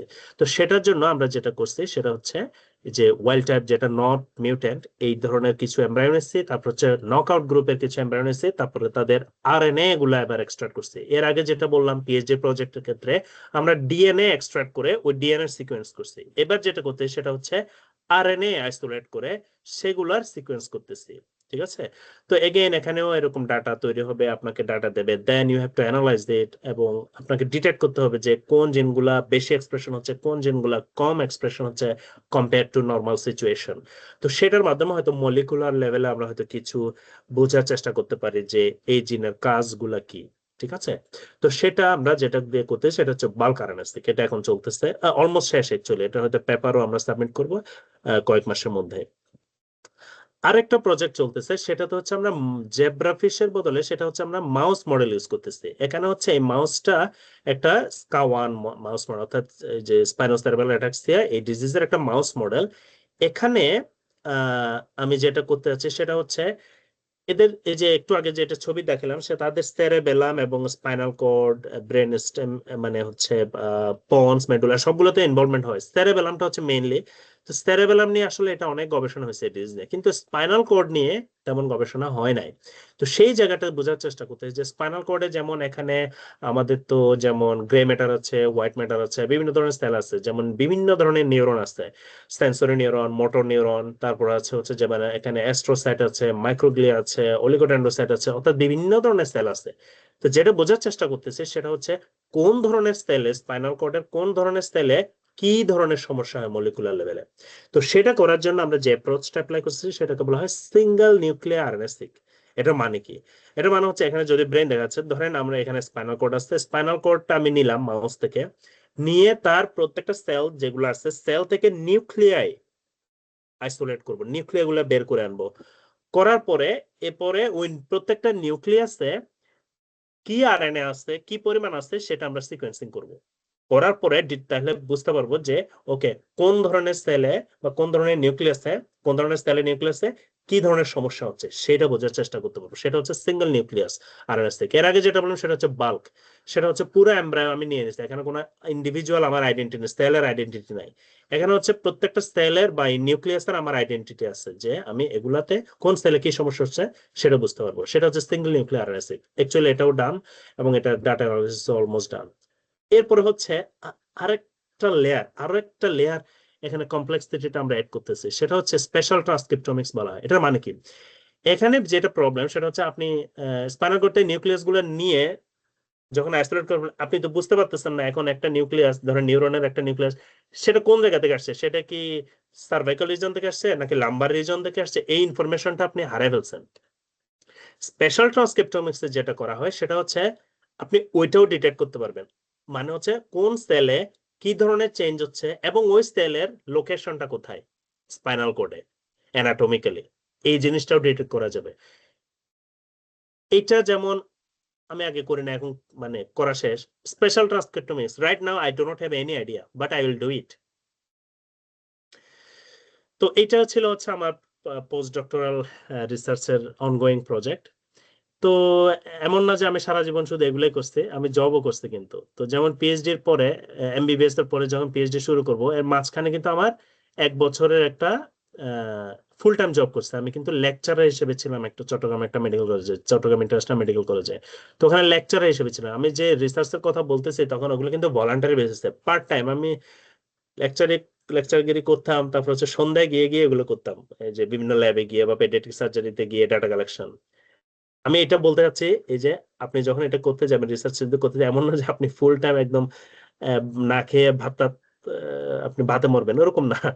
আপনি এগুলো পাশাপাশি করতে পারেন। এই যে এক্সাম্পল। তারপরে পিএইচডি শেষে আমরা পোস্ট ডক্টরাল শুরু করতে গিয়ে মাঝখানে 2 বছরের গ্যাপ নিচ্ছি কিছু ফ্যামিলি রিজনের কারণে, যে বাচ্চা টাচ্চা হয়েছে এগুলোর কারণে 2 বছর একটা একটু ব্রেক নিচ্ছে। ওই সময় আমি কোলাবোরেটিভ ওয়েতে রিসার্চ করতাম, কিন্তু অ্যাকচুয়ালি নিজে লিড করতাম না। এবং সেই সময় আমি জব করতাম, এগেইন ফুল টাইম জব, যে কম্পিউটেশনাল বায়োলজিস্ট হিসেবে কাজ করছি। যে কম্পিউটেশনাল বায়োলজি মানে যে দেখছেন আমি জিনোমিক অ্যানালাইজ করছি, তো ওগুলোর রিলেটেড কাজ আর কি। তারপর হচ্ছে ই লার্নিং, এবং মানে ইউনিভার্সিটি অফ হংকং এ আমি টিচিং এ ছিলাম। ওখানে ওদের অ্যানাটমি ডাইসেকশন এগুলো করাতাম। তারপর হচ্ছে প্রবলেম বেসড লার্নিং এর ক্লাসগুলো নিতাম।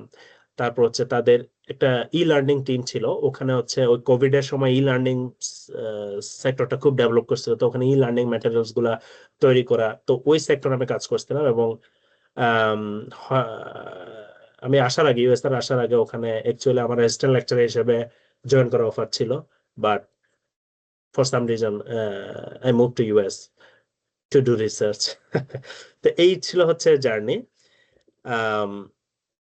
আমি যদি এখন একটু রিক্যাপ করি আবার, দেখেন এই যে নেক্সট জেনারেশন সিকোয়েন্সিং বা genomic analysis, whole exome sequencing, কত ফ্যান্সি কথাবার্তা, জীবনে এই কথাগুলো শুনিও না আগে পিএইচডির আগে, কিন্তু পিএইচডির সময় নিজে এগুলো করছি।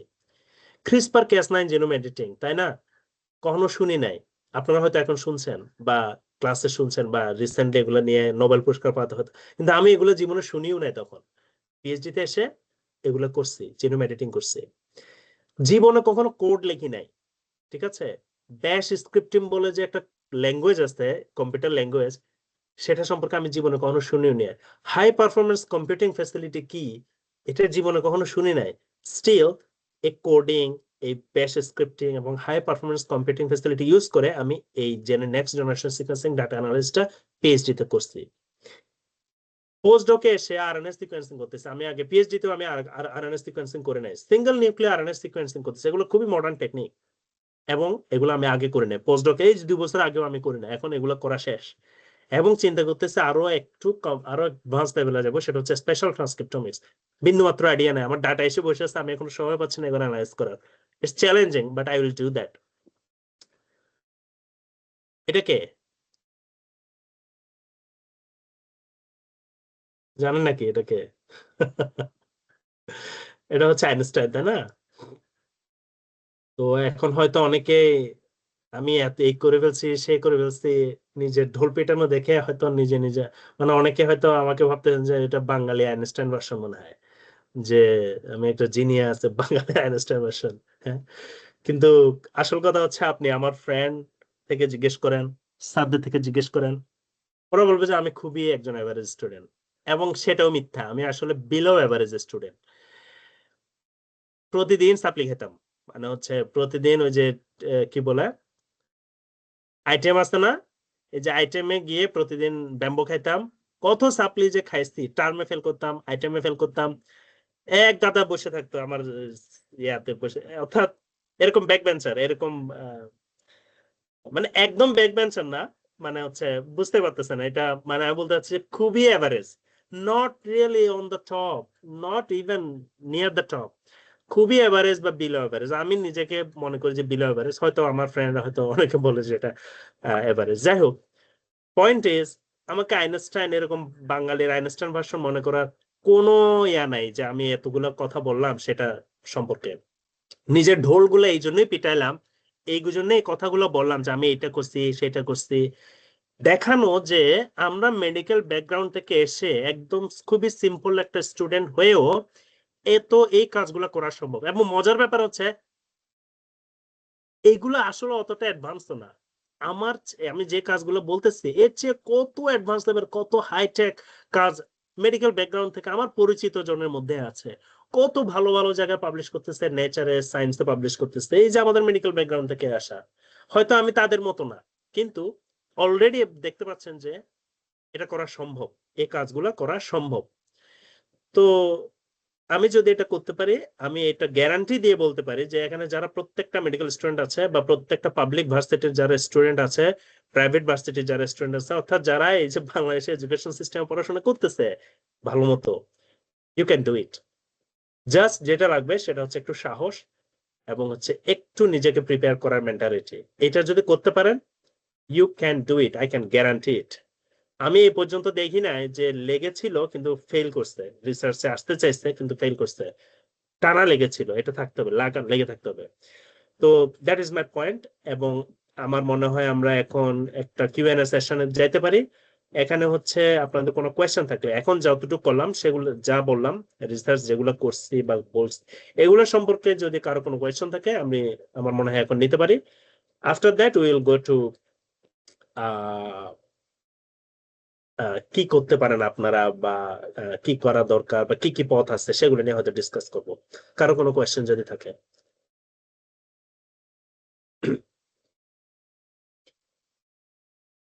কৌশিক, আকিব, কারো কোনো কোয়েশ্চেন আছে? হ্যাঁ, পার্টিসিপেন্টদের থেকে কারো কোয়েশ্চেন থাকলে আপনি আনমিউট করে জিজ্ঞেস করতে পারেন অথবা চ্যাট বক্সে জিজ্ঞেস করতে পারেন।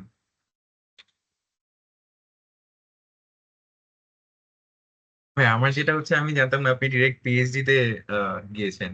That is really interesting.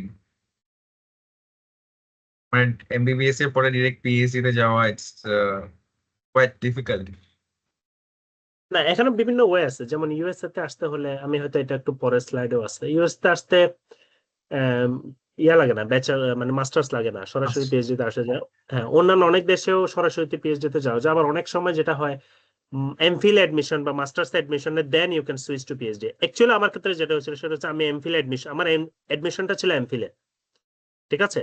তো এমফিল এডমিশন ছিল তখন হচ্ছে সিস্টেমটা হচ্ছে এরকম, if you are doing good এবং 1 বছর 1.5 বছর পরে আপনার একটা প্রপোজাল দিতে হবে এবং আপনার প্রোগ্রেসটা কেমন হলো, আপনি যে প্রজেক্টটা লিড করতেছেন ওখানে কেমন ক্যাপাসিটি আছে পিএইচডির মতো, ঠিক আছে, করার মতো, ওটা যদি জাস্টিফাই করা যায় then you can switch to PhD. Actually এটা বিভিন্ন ইউনিভার্সিটিতে আছে, যেমন আমার ইউনিভার্সিটিতে ছিল। এমফিল অ্যাডমিশন নিতে 1.5 বছর পরে আমি নতুন প্রপোজাল সাবমিট করছি, মানে আরো আপডেটেড, যে আমি এতটুক এই সময় এতটুক করছি, এই পেপার পাবলিশ করছি, ভবিষ্যতে এইগুলা করতে চাই আরো আমার। তখন আমি ওই পিএইচডিটা মাস্টার্স থেকে মানে এমফিল থেকে পিএইচডি তে সুইচ করছি, আমার আর আলাদা করে মাস্টার্স করতে হয় না। তো ইউএস এর ক্ষেত্রে ব্যাপারটা আরো ভিন্ন। ইউএস এর ক্ষেত্রে ইয়া লাগে না, মাস্টার্স লাগে না।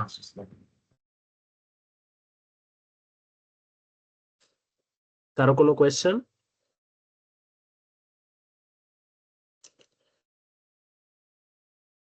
আচ্ছা, যদি কোয়েশ্চেন না থাকে তাহলে আমরা পরের সেকশন গুলোতে যাইতে পারি। তো এখানে আমি একটু হাইলাইট করার চেষ্টা করব যে ইউএসএ তে আমাদের যারা মেডিকেল গ্রাজুয়েট আছে তাদের কি কি অপশন আছে। অপশন আসলে অনেক, মানে এটা পুরা বলে শেষ করা যায় না। অনেক অপশন আছে। আমি যেটা বলবো সেটা হচ্ছে কমন কিছু অপশন, সবচেয়ে স্ট্রেট, নট স্ট্রেট ফরওয়ার্ড, কিন্তু আমি বলবো যে সবচেয়ে কমনলি মানুষ যে পথগুলাতে যায় আর কি। অবশ্যই প্রথমে চিন্তা আসে হচ্ছে আমি ক্লিনিক্যালে যাব।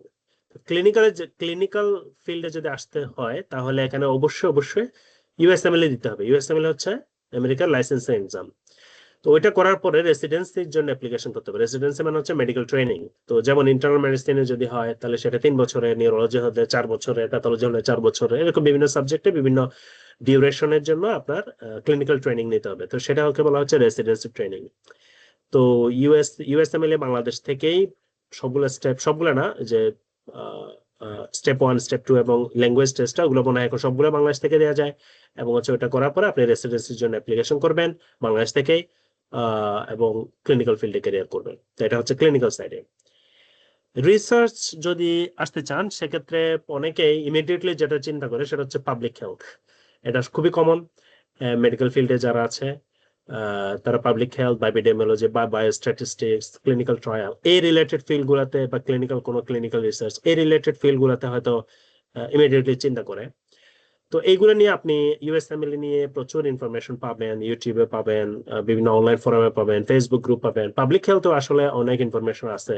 বাংলাদেশ থেকে ভালো ভালো জায়গায় পাবলিক হেলথে ক্যারিয়ার করতে আছে, ওনারা সোশ্যাল মিডিয়ায় ভালো অ্যাক্টিভ এবং ওখান থেকে অনেক কিছু জানতে পারবেন। কিন্তু যেটা একটু কম ফোকাসড আমার মনে হয়, বা একটু কম আসে, বাট আমি এখানে এসে আসলে এরকম মানুষ অনেক পাইছি, কিন্তু ওভাবে হাইলাইটেড হয় না আর কি, সেটা হচ্ছে বায়োমেডিক্যাল সেক্টর। তো এখানে যেমন বায়োমেডিক্যাল সায়েন্স আছে, cancer biology, molecular biology, genetics, neuroscience, immunology, microbiology, it goes on, প্রচুর আছে এরকম সাবজেক্ট। তো এই ধরনের সাবজেক্ট গুলোতে মাস্টার্স বা পিএইচডির মাধ্যমে আপনি রিসার্চে আপনার ক্যারিয়ার করতে পারেন। তো মাস্টার্স বা পিএইচডি করার পরে আপনি যদি একাডেমিয়া অর্থাৎ ইউনিভার্সিটি গুলাতে যদি রিসার্চ করতে চান, টিচিং করতে চান, হোয়াটএভার আপনি যদি চান, তাহলে এটা একাডেমিক সাইডে থাকতে পারেন। অথবা আপনি যদি চান যে কোনো ইন্ডাস্ট্রিতে মুভ করবেন, কোনো কোম্পানিতে মুভ করবেন, বা কোনো গভর্নমেন্ট জব নেবেন, সেটাও করতে পারেন। এখন অনেকের মাথায় প্রশ্ন আসে যে আমি কি ইউএসএমএল করব, নাকি পিএইচডি করব, নাকি দুটাই করব। এখন এটা ডিপেন্ড করবে হচ্ছে আসলে আপনার ব্যাকগ্রাউন্ড, আপনার এইম কি, আপনি কোনটা পছন্দ করেন না করেন, এটার উপরে। এটা ডিটেলস আসলে সাজেশন দেওয়া সম্ভব না। যেটা আমার পক্ষে সম্ভব সেটা হচ্ছে ধরেন আহ সুবিধা অসুবিধা প্রত্যেকটার, এগুলো নিয়ে হয়তো আমি কথা বলতে পারি। তো সেরকম আমার কিছু ভিডিও আমি অলরেডি মানে ভিডিও আছে ডিটেলস যেখানে আলোচনা করছি। তো আমার একটা চ্যানেল আছে ইউটিউবে, এবং ফেসবুকে একটা পেজ আছে। আপনি এরা ওখানে কয়েকটা ভিডিও আছে, ওগুলো যদি দেখেন তাহলে হয়তো ডিটেলস আলোচনা, হয়তো আমার এক্সপিরিয়েন্স অনুযায়ী যতটুকু শেয়ার করার আমি ওখানে করছি, ওগুলো দেখতে পারেন। বাট আমি যদি ব্রিফলি বলি, তাহলে হচ্ছে এগেইন ইউএসএমএল রেসিডেন্সি এটা করে আপনার ভবিষ্যৎ হচ্ছে কি, আপনি একজন ডাক্তার হবেন, ক্লিনিশিয়ান হবেন, তাই না, ফিজিশিয়ান হবেন, সার্জন হবেন। আপনি তখন আপনার হাতে দুটো অপশন আছে, আপনি আইদার একাডেমিক সাইডে থাকতে পারেন অথবা প্রাইভেট সেক্টরে যেতে পারেন। এখন একাডেমিক সাইডে কিভাবে, একাডেমিক সাইডে হচ্ছে আপনি যেটা করবেন সেটা হচ্ছে কোনো ইউনিভার্সিটি হসপিটাল, সেখানে যেমন আপনি জব দিতে পারেন, রুগী দেখবেন। একাডেমিক সাইডটা হবে হচ্ছে এখানে যেমন আপনি মেডিকেল স্টুডেন্টদেরকে পড়াবেন বা রেসিডেন্টদেরকে ট্রেনিং দেবেন। তো এটা হচ্ছে একাডেমিক সাইড, হয়তো কিছু রিসার্চ আপনি করতে পারেন। আর হচ্ছে প্রাইভেট সেক্টর হচ্ছে আপনার এরকম ট্রেনিং এর ব্যাপারটা খুব একটা থাকবে না, আপনি প্রাইভেট সেক্টরে রুগী দেখবেন, প্রচুর টাকা ইনকাম করবেন। তো এটা হচ্ছে আপনার ক্লিনিক্যাল সাইডে পথ পথ আর কি। রিসার্চের জন্য আপনার হচ্ছে পিএইচডি করতে হবে। পিএইচডি করার পরে অ্যাকচুয়ালি পোস্ট ডক্টরাল ট্রেনিং করতে হবে। তারপরে হচ্ছে আপনি পিএইচডি অথবা এবং পোস্ট ডক করার পরে আপনি হচ্ছে সায়েন্টিস্ট হিসেবে কাজ করবেন। সেটা আপনি একাডেমিক সাইডেও বিভিন্ন ইউনিভার্সিটিতে সায়েন্টিস্ট হিসেবে কাজ করবেন, বা বিভিন্ন ইনস্টিটিউটে। তারপর হচ্ছে বিভিন্ন কোম্পানিতেও সায়েন্টিস্ট নাই, তো ওখানে আপনি গবেষণা করবেন বা রিসার্চ অ্যান্ড ডেভেলপমেন্ট সেক্টরে কাজ করবেন। আর একটা হচ্ছে এদের একটা পোর্শন যারা আরো ভালো করে বা ইন্টেনশন থাকে, তারা হচ্ছে হয়তো প্রফেসর লেভেলে চলে যেতে পারে, সেটা হচ্ছে একাডেমিয়াতে। তারপর হচ্ছে অনেকে আছে, অনেকে না, আমি কিছু সংখ্যক মানুষ দেখছি যারা হচ্ছে এরকম মেডিকেল ব্যাকগ্রাউন্ড থেকে, বাংলাদেশ থেকে বা ইন্ডিয়া থেকে বা পাকিস্তান থেকে বা অন্য দেশ থেকে আসছে। তারা দেখা যাচ্ছে প্রথমে পিএইচডি তে ভর্তি হয়েছে, পিএইচডি করছে, অনেকে পোস্টডক করে। তা ইন দ্য মিন টাইম ওরা দেখা যাচ্ছে ইউএসএমএল করছে। এরপর হচ্ছে তার রিসার্চের ট্রেনিং যখন শেষ হয়, তখন দেখা যাচ্ছে সে রেসিডেন্সির জন্য অ্যাপ্লাই করলো, হয়ে গেল। তার মানে হচ্ছে তার রিসার্চ ট্রেনিংও আছে এবং ক্লিনিক্যাল ট্রেনিংও আছে। এদেরকে বলা হয় হচ্ছে ফিজিশিয়ান সায়েন্টিস্ট। তো ওরা যেটা করে হচ্ছে ম্যাক্সিমাম, যেমন আমার যিনি এখন প্রফেসর বা পিআই মানে অ্যাডভাইজার, উনি কিন্তু একজন ফিজিশিয়ান সায়েন্টিস্ট। তো উনি হচ্ছে এরকম এমডি পিএইচডি করছিল এবং হচ্ছে পোস্টডক করছে, আবার ওদিকে নিউরোলজিতে ট্রেনিং করছে, নিউরোমাস্কুলার ফেলোশিপ করছে। তো তার মানে ওনার জীবনটা চলে গেছে ট্রেনিং করতে করতে। তো করার পরে এখন উনি হচ্ছে ফিজিশিয়ান সায়েন্টিস্ট।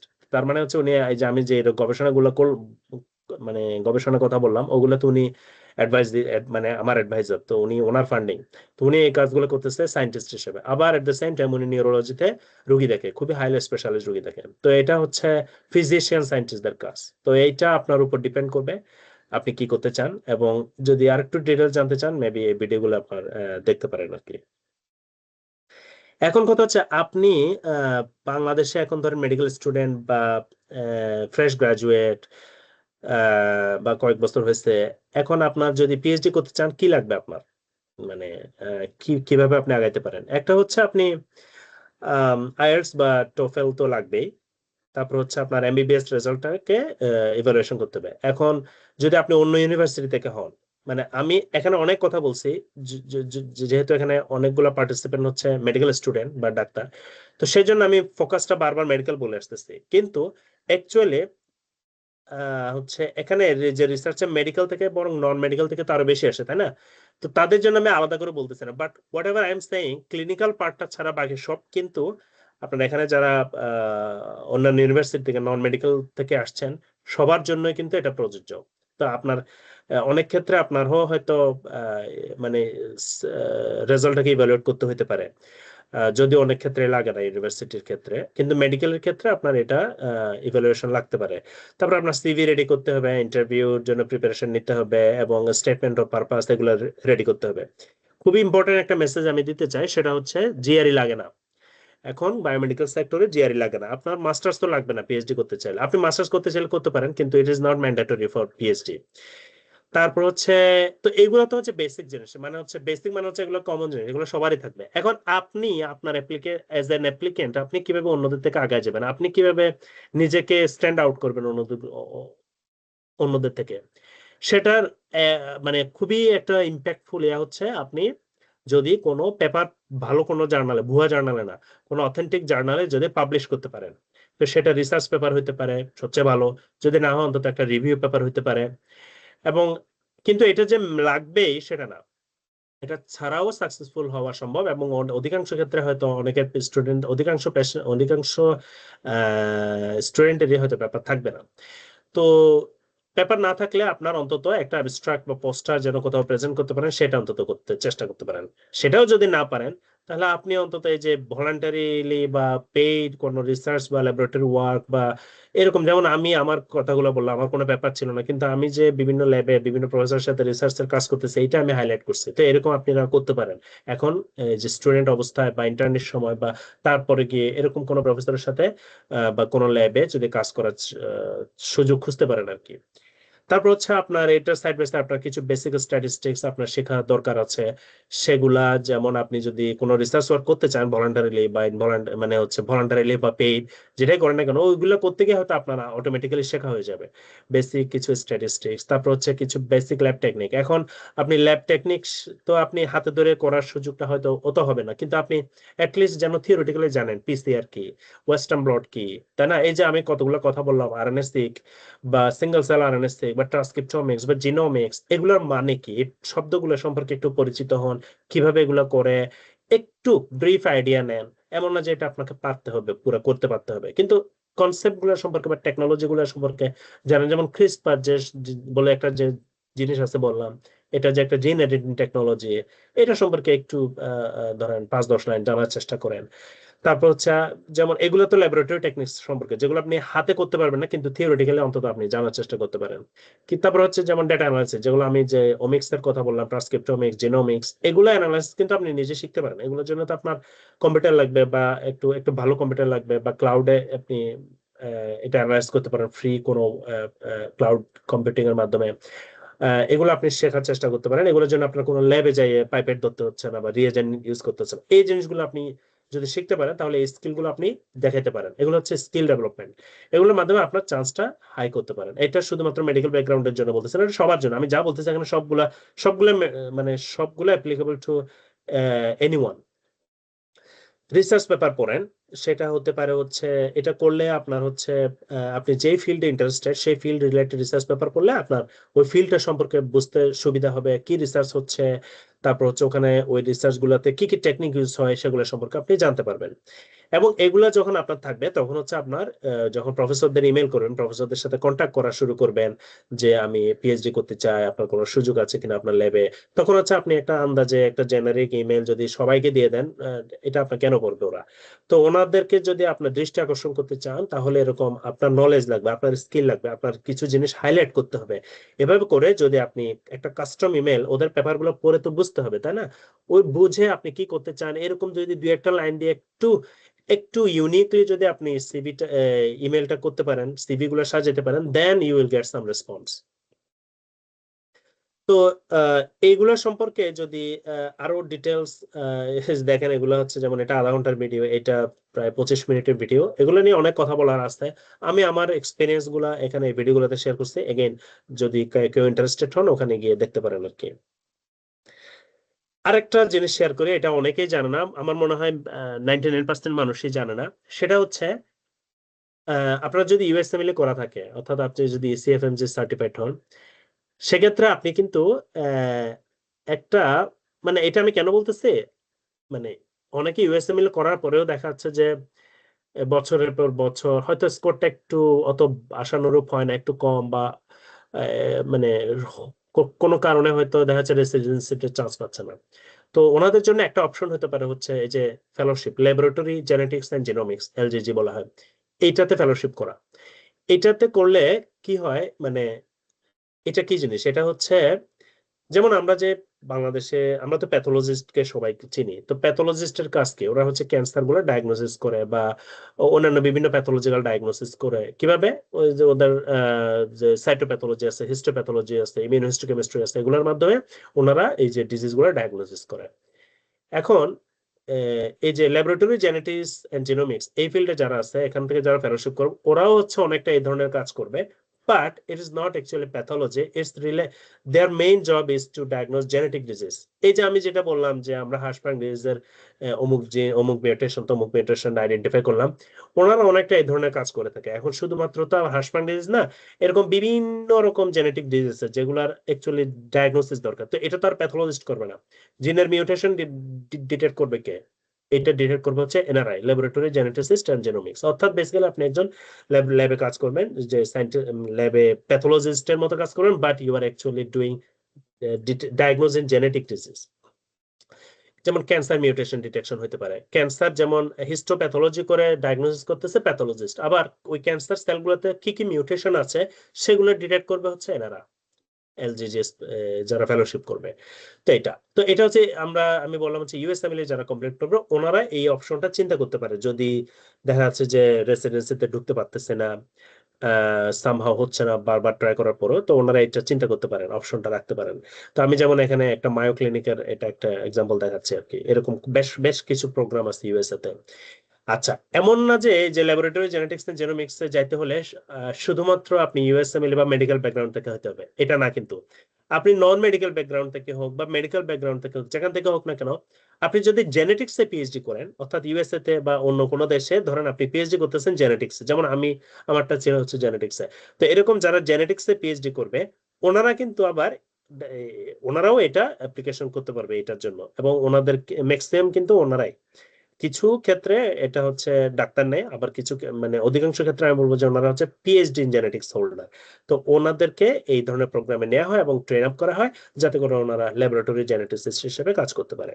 তো এইটা আমি ইনফরমেশনটা দিলাম যদি কারো ভবিষ্যতে কোনোদিন কাজে লাগে আর কি।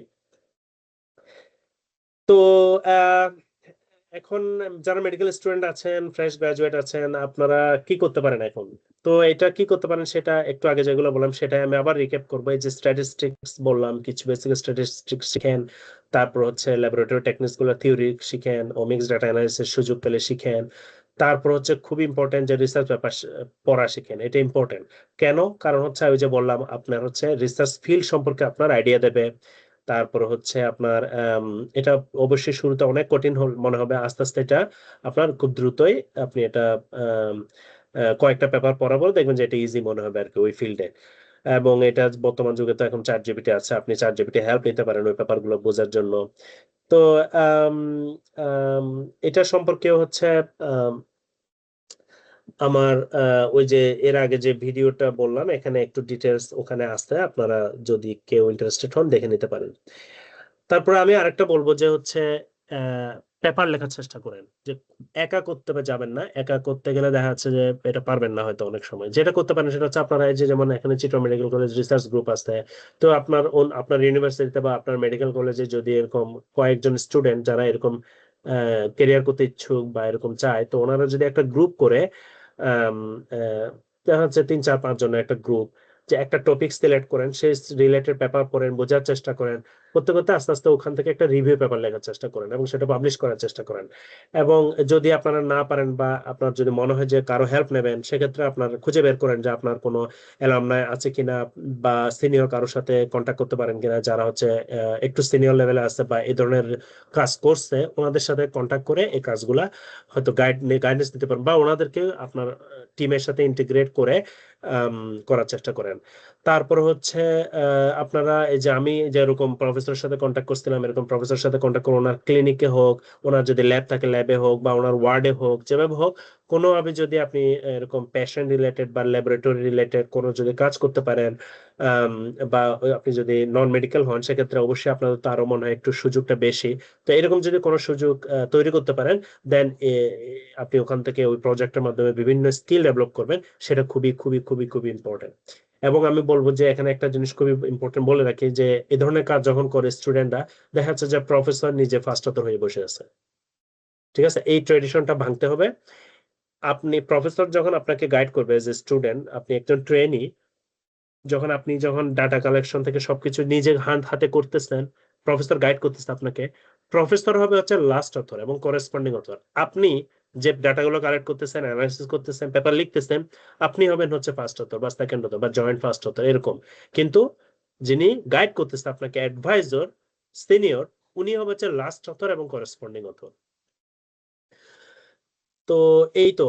এবং আরেকটা জিনিস আমি বলতে চাই যে আসলে আহ, আহ, শুধুমাত্র পাবলিক হেলথ না বা ক্লিনিক্যাল ফিল্ড না, এই যে বললাম বায়োমেডিক্যাল সেক্টরে বিশাল একটা ইউনিভার্স আপনাদের জন্য অপেক্ষা করতেছে। জাস্ট একটু সাহস করেন, দেখবেন যে আপনার যদি ইন্টারেস্ট থাকে, ডেডিকেশন থাকে, এরকম ফিল্ডে আপনি আসতে পারবেন। আমি তার প্রমাণ। তো এই তো, এতটুকু পর্যন্তই ছিল। কারো কোনো যদি এখন শেষ মুহূর্তে কোনো কিছু যদি জানার থাকে, আমি অনেক কথা বলে ফেললাম, বক বক করতে বেশি পছন্দ করি আর কি। আমি চাইবো যে আপনারা কিছু মানে ইয়া করেন আর কি, কারো যে কোনো কোয়েশ্চেন থাকলে বলতে পারেন। আমি কি শেয়ারিং স্টপ করে দেবো?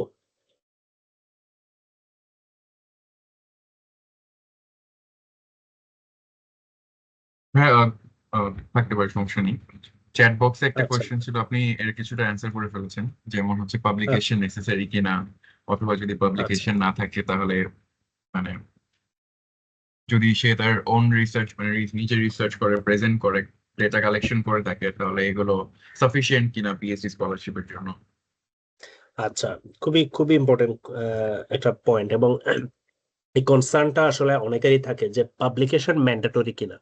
এখন এক্ষেত্রে আমি যেটা বলি, একটু আগে যেটা বললাম সেটা হচ্ছে, আপনি ধরেন ব্যাচেলর করছেন বা মাস্টার্স করছেন বা এমবিবিএস হলে আপনি মানে মেডিকেল ব্যাকগ্রাউন্ড হলে এমবিবিএস করছেন, এখন এরকম তো অনেক অ্যাপ্লিকেন্ট, তাই না? ওই প্রফেসরের কাছে প্রচুর ইমেল যাবে, ওই ইউনিভার্সিটিতে অনেকে অ্যাপ্লাই করবে।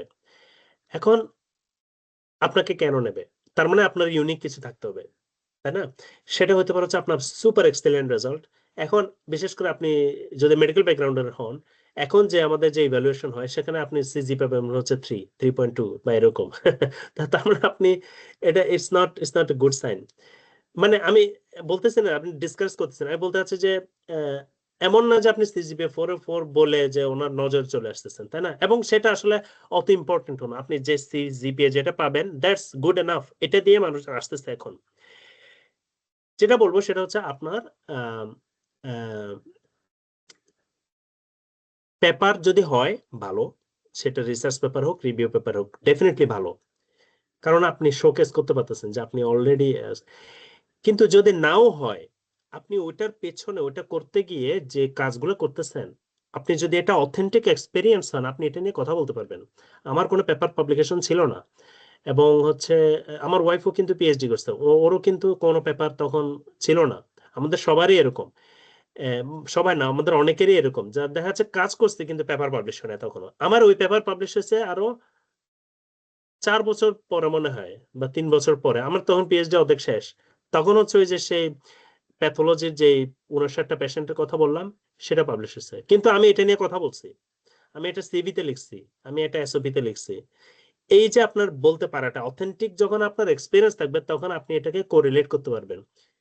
They will look for this, they will value about they will highly value your skills and experience. আপনি ওটা করতে গিয়ে যে হ্যান্ডস অন এক্সপিরিয়েন্সটা হবে, এটা খুবই ইম্পর্টেন্ট। আপনার যখন ইন্টারভিউ হবে তখন আপনাকে প্রশ্ন করবে বা কথা উঠবে যে আপনি কি করছেন বা কি এই ধরনের কিছু রিসার্চ করছেন, তখন আপনি এগুলো নিয়ে কথা বলতে পারবেন এবং ইমপ্রেস করতে পারবেন। তো point is, it's not mandatory, থাকলে ভালো, না থাকলেও আমি বলবো যে এরকম কোন একটা কোনো ওয়েতে, সেটা লিটারেচার রিভিউ অন্তত হোক, যদি সুযোগ থাকে কোনো ল্যাবে বা কোনো প্রফেসরের সাথে কিছুদিন কাজ করে, সেটা এমন না যে বছরের পর বছর করতে হবে, কয়েক মাস কাজ করেন পার্ট টাইম আমার মতো, দেখবেন যে আপনি কিছু একটা বের করে আনতে পারবেন ওখান থেকে, এবং সেটা খুবই হেল্প করবে।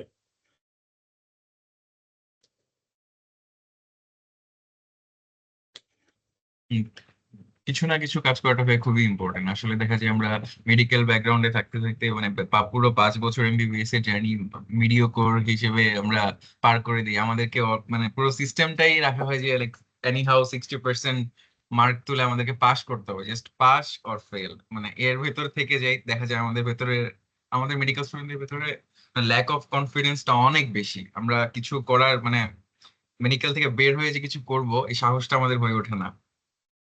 তো হ্যাঁ, অ্যাটলিস্ট মানে give it a try.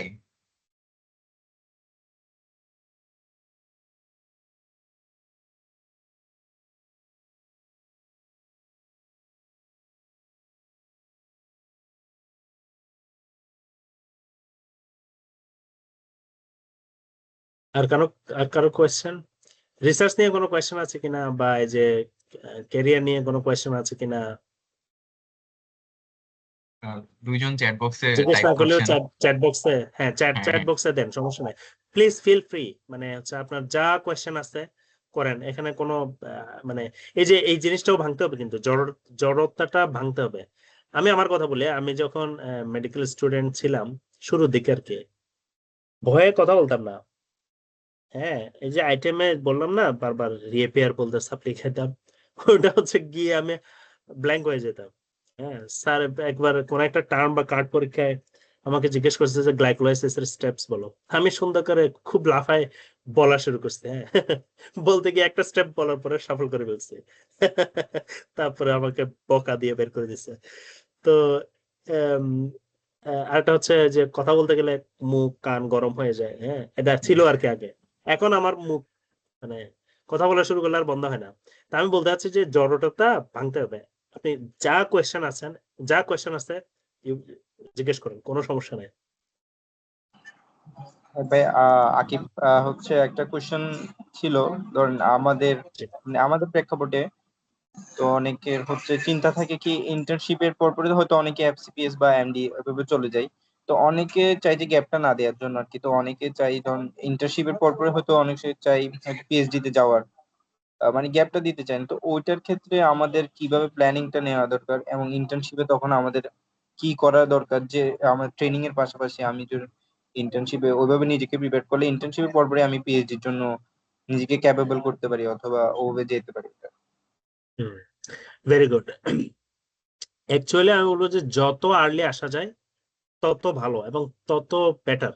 এটার কারণ হচ্ছে, একটা পর্যায়ে গিয়ে আপনি চিন্তা করেন, ধরেন আপনার পিএইচডি এমবিবিএস শেষ হলো, 5 বছর 10 বছর হয়ে গেল, স্টিল ইউ ক্যান কাম। আমি কিছুদিন আগে একটা আপুর ভিডিও, একটা আপুর সাথে কনভারসেশনের ভিডিও শেয়ার করছিলাম, মনে হচ্ছে প্রায় 9-10 বছর পরে আসছে পিএইচডি করতে। It is possible.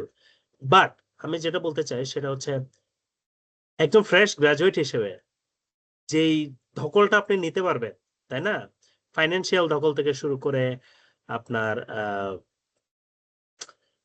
পড়াশোনার চাপ থেকে শুরু করে, যেভাবে আপনি ধকলটা নিতে পারবেন, সেটা কিন্তু আপনি আহ, বাচ্চা টাচ্চা যখন হয়ে যাবে একটু ডিফিকাল্ট হয়ে যায়, তাই না?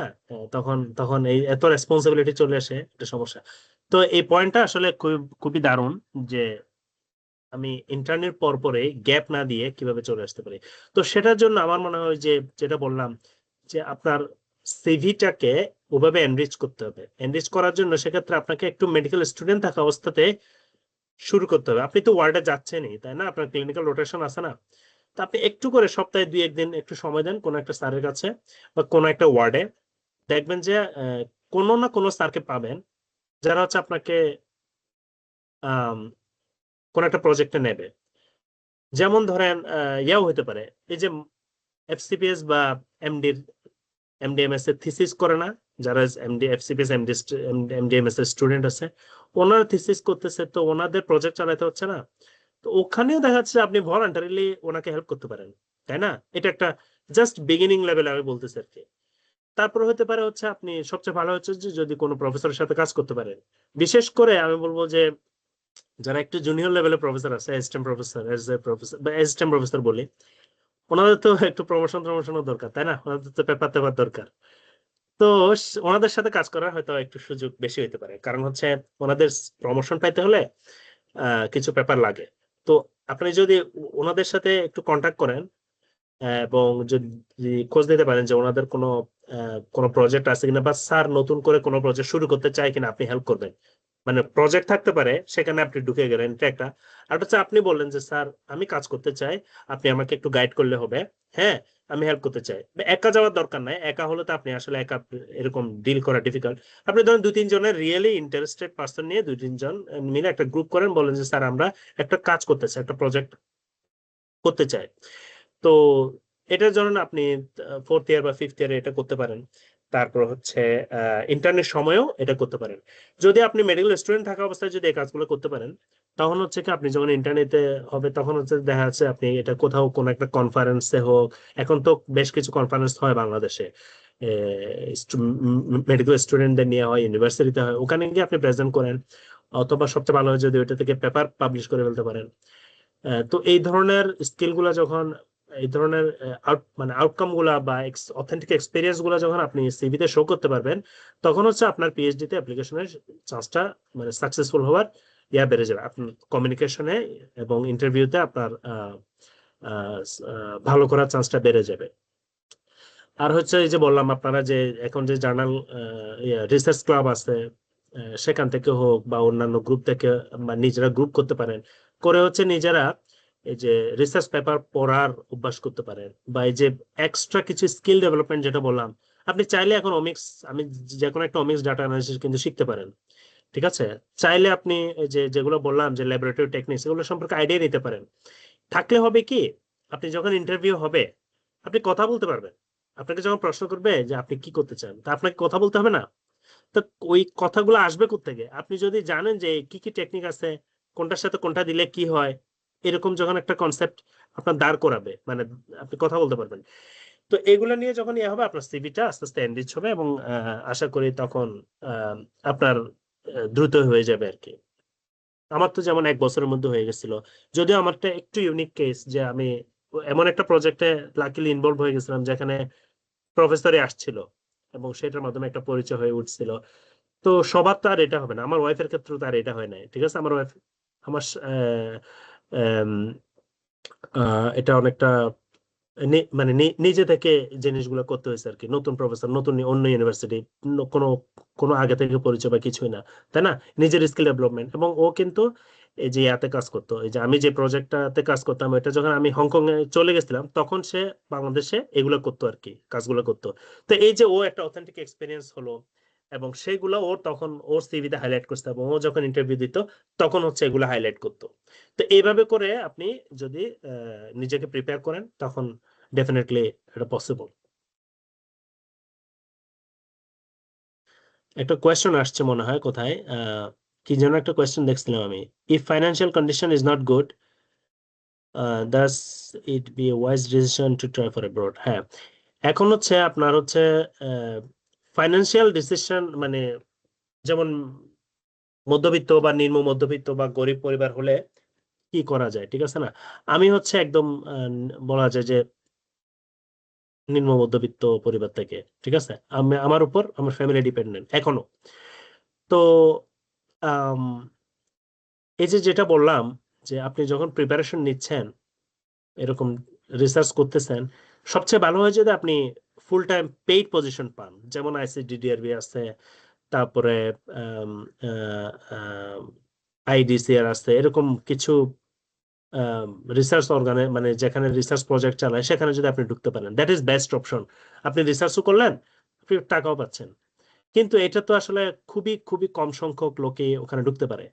তাহলে আপনার যেটা করতে হবে সেক্ষেত্রে আপনার ডেফিনেটলি আপনাকে অনেকটা ভলান্টারি বেসিসে কাজ করতে হবে। এবং টিচার যদি, আপনার প্রফেসর যদি আপনাকে কিছু হাত খরচ দেয়, সেটা ভিন্ন কথা। যেমন আমাকে এই যে, খুব অল্প কিছু গাড়ি ভাড়ার, মানে গাড়ি ভাড়াটা দিত আর কি, আমি দূর থেকে যাতায়াত করতাম, তো আমাকে ওইটা দিত। তো এটা না দিলেও, আমি এটা চাই নাই, মানে এটা আমি চাইছি সেটা না, এটা না দিলেও হয়তো। তো স্যারেরা অনেক সময় এটা আপনাকে হেল্প করতেও পারে, নাও করতে পারে। আপনার উদ্দেশ্য হচ্ছে আপনার ধরেন 6 মাস বা 1 বছর কোনো একটা প্রফেসরের সাথে কাজ করা, এক বা একাধিক। আপনি যদি দেখেন যে একজন প্রফেসরের সাথে 6 মাস কাজ করছেন কিন্তু ভালো প্রোডাক্টিভ হচ্ছে না কাজটা, ঠিক আছে, আপনি আপনি হচ্ছে, তখন আপনি সুইচ করেন, অন্য প্রফেসরের কাছে যান।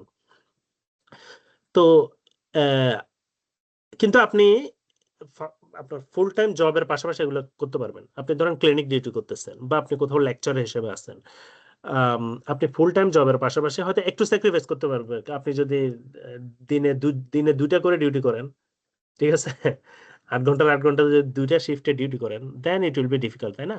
সেক্ষেত্রে আপনাকে ওই কম্প্রোমাইজটা করতে হবে।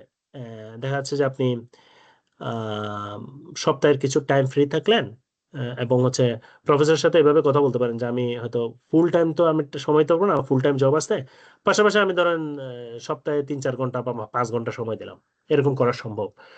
তো সেভাবে যদি আপনি নিজেকে ইয়া করেন ফুল টাইমের পাশাপাশি, আপনার তাহলে ওই ফাইন্যান্সিয়াল প্রবলেমে পড়বেন না। দ্বিতীয় হচ্ছে, আপনি এখনো কথা হচ্ছে আমি যখন বিদেশে যাব তখন আমার কেমন টাকা পয়সা লাগবে। তো এটা হচ্ছে আপনার ইউজুয়ালি যেটা মাস্টার্স চেয়ে পিএইচডি তে ফান্ডিং এর অপরচুনিটিটা বেশি। তো পিএইচডি তে যখন আপনি এডমিশন নেবেন, মোস্ট অফ দ্য টাইম এটা ফান্ডেড হয়। কিছু ক্ষেত্রে হয়তো ফান্ডিং না হইতে পারে, এবং সেক্ষেত্রে আমি অ্যাডভাইস করবো না। আপনি ফান্ডিং ছাড়া কেনই আসবেন এখানে, তাই না? গাধার মতো খাটতে পারবেন, এটা এটা অসম্ভব। মানে আপনার কোটিপতি না হলে এটা, এই পদ পায় দেওয়া অসম্ভব। আপনি যেটা করতে পারেন সেটা হচ্ছে এই যে আপনাকে অবশ্যই অ্যাটলিস্ট মানে ফুল ফান্ডেড স্কলারশিপ যেন পান, সেটা মানে সেই এইমে থাকতে হবে। হয়তো একটু কম এদিক ওদিক হতে পারে, কিন্তু ওইটা হচ্ছে আপনার গোল। তো এখানে টিউশন ফি ওয়েবার পাবেন, অর্থাৎ আপনাকে টিউশন ফি পে করতে হবে না। বরং আপনি কিছু স্কলারশিপ পাবেন, যেটা দিয়ে আপনি এবং আপনার ফ্যামিলি মোটামুটি চালু যেতে পারবেন। এবং যদি ফুল ফান্ডেড স্কলারশিপ হয়, আমার এক্সপেরিয়েন্স হচ্ছে, এবং আমি যাদের সাথে কথা বলছি এক্সপেরিয়েন্স হচ্ছে, নিজে সেভ করে সে কিছু টাকা বাংলাদেশেও বা আপনি সেভও করতে পারবেন, মানে নিজে চলার পরে এবং নিজের ফ্যামিলি চলার পরে। এটাও সম্ভব, ডিপেন্ড করে অবশ্যই, এটা পার্সন টু পার্সন ভ্যারি করে, বাট এটা সম্ভব, আমি এটা বলতে চাচ্ছি। তো শুরুর দিকে আপনার কিছু টাকা পয়সা খরচ হবে, যেমন ইউনিভার্সিটি গুলোতে অ্যাপ্লাই করতে আপনার কিছু টাকা পয়সা খরচ হবে। কিছু জায়গায় ওয়েব, মানে আপনি ফ্রিতে অ্যাপ্লিকেশন করতে পারবেন। যেমন আপনার প্রফেসর আপনাকে খুব পছন্দ করছে, প্রফেসর চাইলে কিন্তু আপনার বলবে যে আপনার মানে ইউনিভার্সিটিতে বলে দিতে পারে যে আমি অ্যাপ্লিকেন্টটার থেকে কোনো টাকা পয়সা নেওয়ার দরকার নাই, এটাও করে দিতে পারে। তো ওরকম কিছু টাকা খরচ হবে, বাট আমার মনে হয় যদি আপনি মেডিকেল ব্যাকগ্রাউন্ড থেকে হন, আপনি এটা ম্যানেজ করতে পারবেন। আপনার যদি ফ্যামিলি ব্যাকআপ নাও থাকে, আপনি যখন জব করতেছেন, ঠিক আছে, ওইটার পাশাপাশি এটা আমি বলবো যে ম্যানেজেবল, হয়তো জাস্ট কয়েক লক্ষ টাকার ব্যাপার, মেবি এটা সম্ভব। এবং আমি বলবো যে পিএইচডি চলাকালীন সময় আপনি কি অনেক টাকা পয়সা ইনকাম করে ফেলবেন, ব্যাপারটা তা না। আপনি রিসার্চ শিখতেছেন, আপনি একজন স্টুডেন্ট, এটা মাথায় রাখতে হবে। তবে এটা ঠিক যে আপনি মানে কমফোর্টেবলি চলতে পারবেন আর কি। আমি যদি কম্পেয়ার করি, ধরেন আপনি, ধরেন আপনার ফাইন্যান্সিয়াল ব্যাকআপ ভালো না, কথার কথা, আপনি বাংলাদেশে একজন ধরেন রেসিডেন্ট, এফসিবিএস ট্রেনি, বা আমি অনারারির কথা বলতেছি না, আপনি এফসিবিএস ট্রেনি, 20,000 টাকা না কত হাজার টাকা এখন স্যালারি দিয়ে ওটা পাচ্ছেন। তো আপনি যেই যে স্ট্রাগল বা যে স্ট্রেসের মধ্যে থাকবেন, আমি বলবো যে আপনি পিএইচডি চলাকালীন সময়ে আপনি ফাইন্যান্সিয়ালি আপনি যদি ফুল ফান্ডেড স্কলারশিপ নিয়ে আসতে পারেন, আমি বলবো যে আপনি আরেকটু রিল্যাক্সে থাকতে পারবেন। That's what I can say. আমি বুঝাতে পারছি কিনা জানি না, ওই প্রশ্নটা অ্যান্সার দিচ্ছি যে এটা গুড ডিসিশন কিনা। আমার মনে হয় যে আমি যদি বাংলাদেশে থাকতাম, আমি যে যে পিএইচডি করলাম, পোস্টডক করতেছে, আমি যদি বাংলাদেশে বরং এই যে এমডিএমএস করতাম বা এফসিপিএস করতাম এতদিনে, ঠিক আছে, আমার পক্ষে আমি ফ্যামিলি চালাতে পারতাম না। দ্যাটস একদম plain simple, as simple as that. আমি পিএইচডি করছি বলেই আমি ফাইন্যান্সিয়ালি আমার এখানে মানে যেখানে পিএইচডি করতে সেখানে আমার বাচ্চা বাচ্চা সবাই মিলে আমি বাংলাদেশেও আমার ফ্যামিলি চালাইছি, হ্যাঁ, এখনো চালাচ্ছি। আমি যদি ইয়া হতাম, যে বাংলাদেশে কোন একটা রেসিডেন্ট হতাম, এমনকি বিসিএস জব নিয়েও আমার মনে হয় না আমি পারতাম। আসলে আমার যে পরিমাণ বাংলাদেশের খরচ আর কি, এটা আমি মনে হয় না সামাল দিতে পারতাম, আনলেস আমি যে প্রাইভেট চেম্বার বা এগুলো যদি না করি। ইউজুয়াল যে নর্মাল স্যালারি আমরা যেটা পাচ্ছি, যে রেসিডেন্ট স্যালারি অথবা বিসিএস জব থেকে ইটসেলফ, এটা দিয়ে সম্ভব না। আমি ওইটার সাথে কম্পেয়ার করলে আমি বলবো যে আমি আমি এদিকে একটু জোর দেবো আর কি, যে মেবি একটু বেটার সিচুয়েশনে থাকবেন।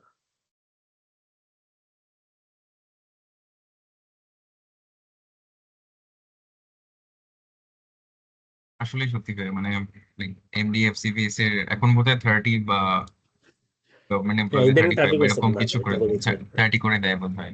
স্টিল তারপরেও স্টিল দেখা ইটস যায় নট সবাই এনাফ। ফ্যামিলি সবাই মানে 35 এজে গিয়ে সবারই দেখা যায় লাইক ম্যারিড লাইফ থাকে, সেখানে এক্সপেন্সেস থাকে, তো বাইরে জব করতে বাসা হয়। ভাড়াই তো লাগে চট্টগ্রামে এখন 20,000 টাকা, দুই দুই দুই রুমের বাসা নিতে হলে, তাই না? তো আপনি স্যালারি যদি পান, তো এটা দিয়ে কি করবেন?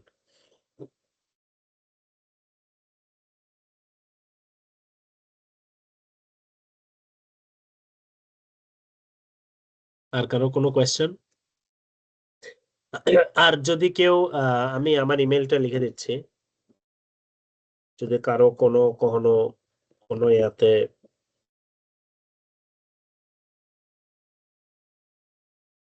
কন্ট্যাক্ট করতে হয়, আপনাকে আমাকে ইমেল করলেও পাওয়া যাবে।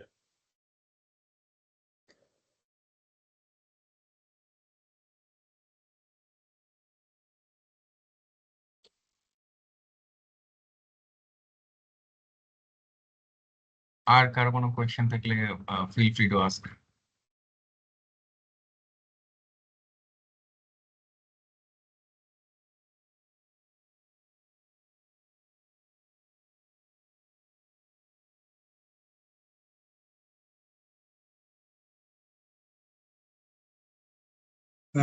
কারো যদি কোনো কোয়েশ্চেন থাকে তাহলে হচ্ছে ভাইয়াকে যে ইমেল দেওয়া হয়েছে ইমেলেও কন্ট্যাক্ট করতে পারবেন, অথবা হচ্ছে ভাইয়ার যে পেজ লিংক দিছে ওখানে হয়তো ওনাকে মেসেজ করে হয়তো উনি ওনার অ্যাফোর্ডেবল টাইম রিপ্লাই দিবেন।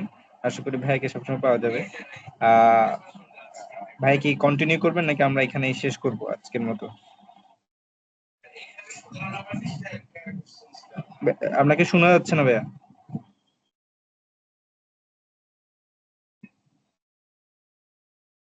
শোনা যাচ্ছে এখন? হ্যাঁ, এখন শোনা হ্যাঁ, যাচ্ছে। আচ্ছা, তো আমি, হ্যাঁ, আমরা এখন শেষ করতে পারি। আমি আবার একটু 1 মিনিট যদি সামারাইজ করি, যে আমার আজকে যে আমরা কথা বললাম সেখানে ওই যে দুইটা পার্ট ছিল, একটা হচ্ছে আমি আমার রিসার্চ কি কি ছিল সেগুলো হাইলাইট করা, এবং আরেকটা পার্ট ছিল হচ্ছে যে আমরা কি করা যেতে পারে যারা এই ধরনের ক্যারিয়ার করতে চায় তাদের জন্য কিছু অ্যাডভাইস দেয়া। তো ফার্স্ট পার্টে যেটা, এটা আমি জানি না, এটা হয়তো অনেকের কাছে কারো যদি মনে হয় যে এটা বোস্টিং বা এরকম কিছু, it was not like that. It was to show that from medical background without any experience, hands on experience, এই ধরনের কাজ করা সম্ভব, সাহসের দরকার। এটা হচ্ছে মেইন জিনিস, করা সম্ভব। এবং হচ্ছে যদি যারা রিসার্চে ক্যারিয়ার করতে চায় তাহলে তারা, টুমরো ইজ টু লেট, হ্যাঁ, start from today, talk to your professor, যে কারোর সাথে কাজ করার সুযোগ ক্রিয়েট করেন। কোন দিক দিয়ে সুযোগ চলে আসবে আপনি বুঝতে পারবেন না। তো এটা হচ্ছে আমার অ্যাডভাইস, এবং আমার সবার জন্য শুভকামনা থাকবে আর কি। দেখুন, যে কোনো হেল্প, যে কোনো অ্যাডভাইস, যে কোনো problem, just email me. Thank you ভাই, ঠিক আছে থ্যাংক তাহলে। You so much. Okay, bye bye. Okay ভাই, বাই।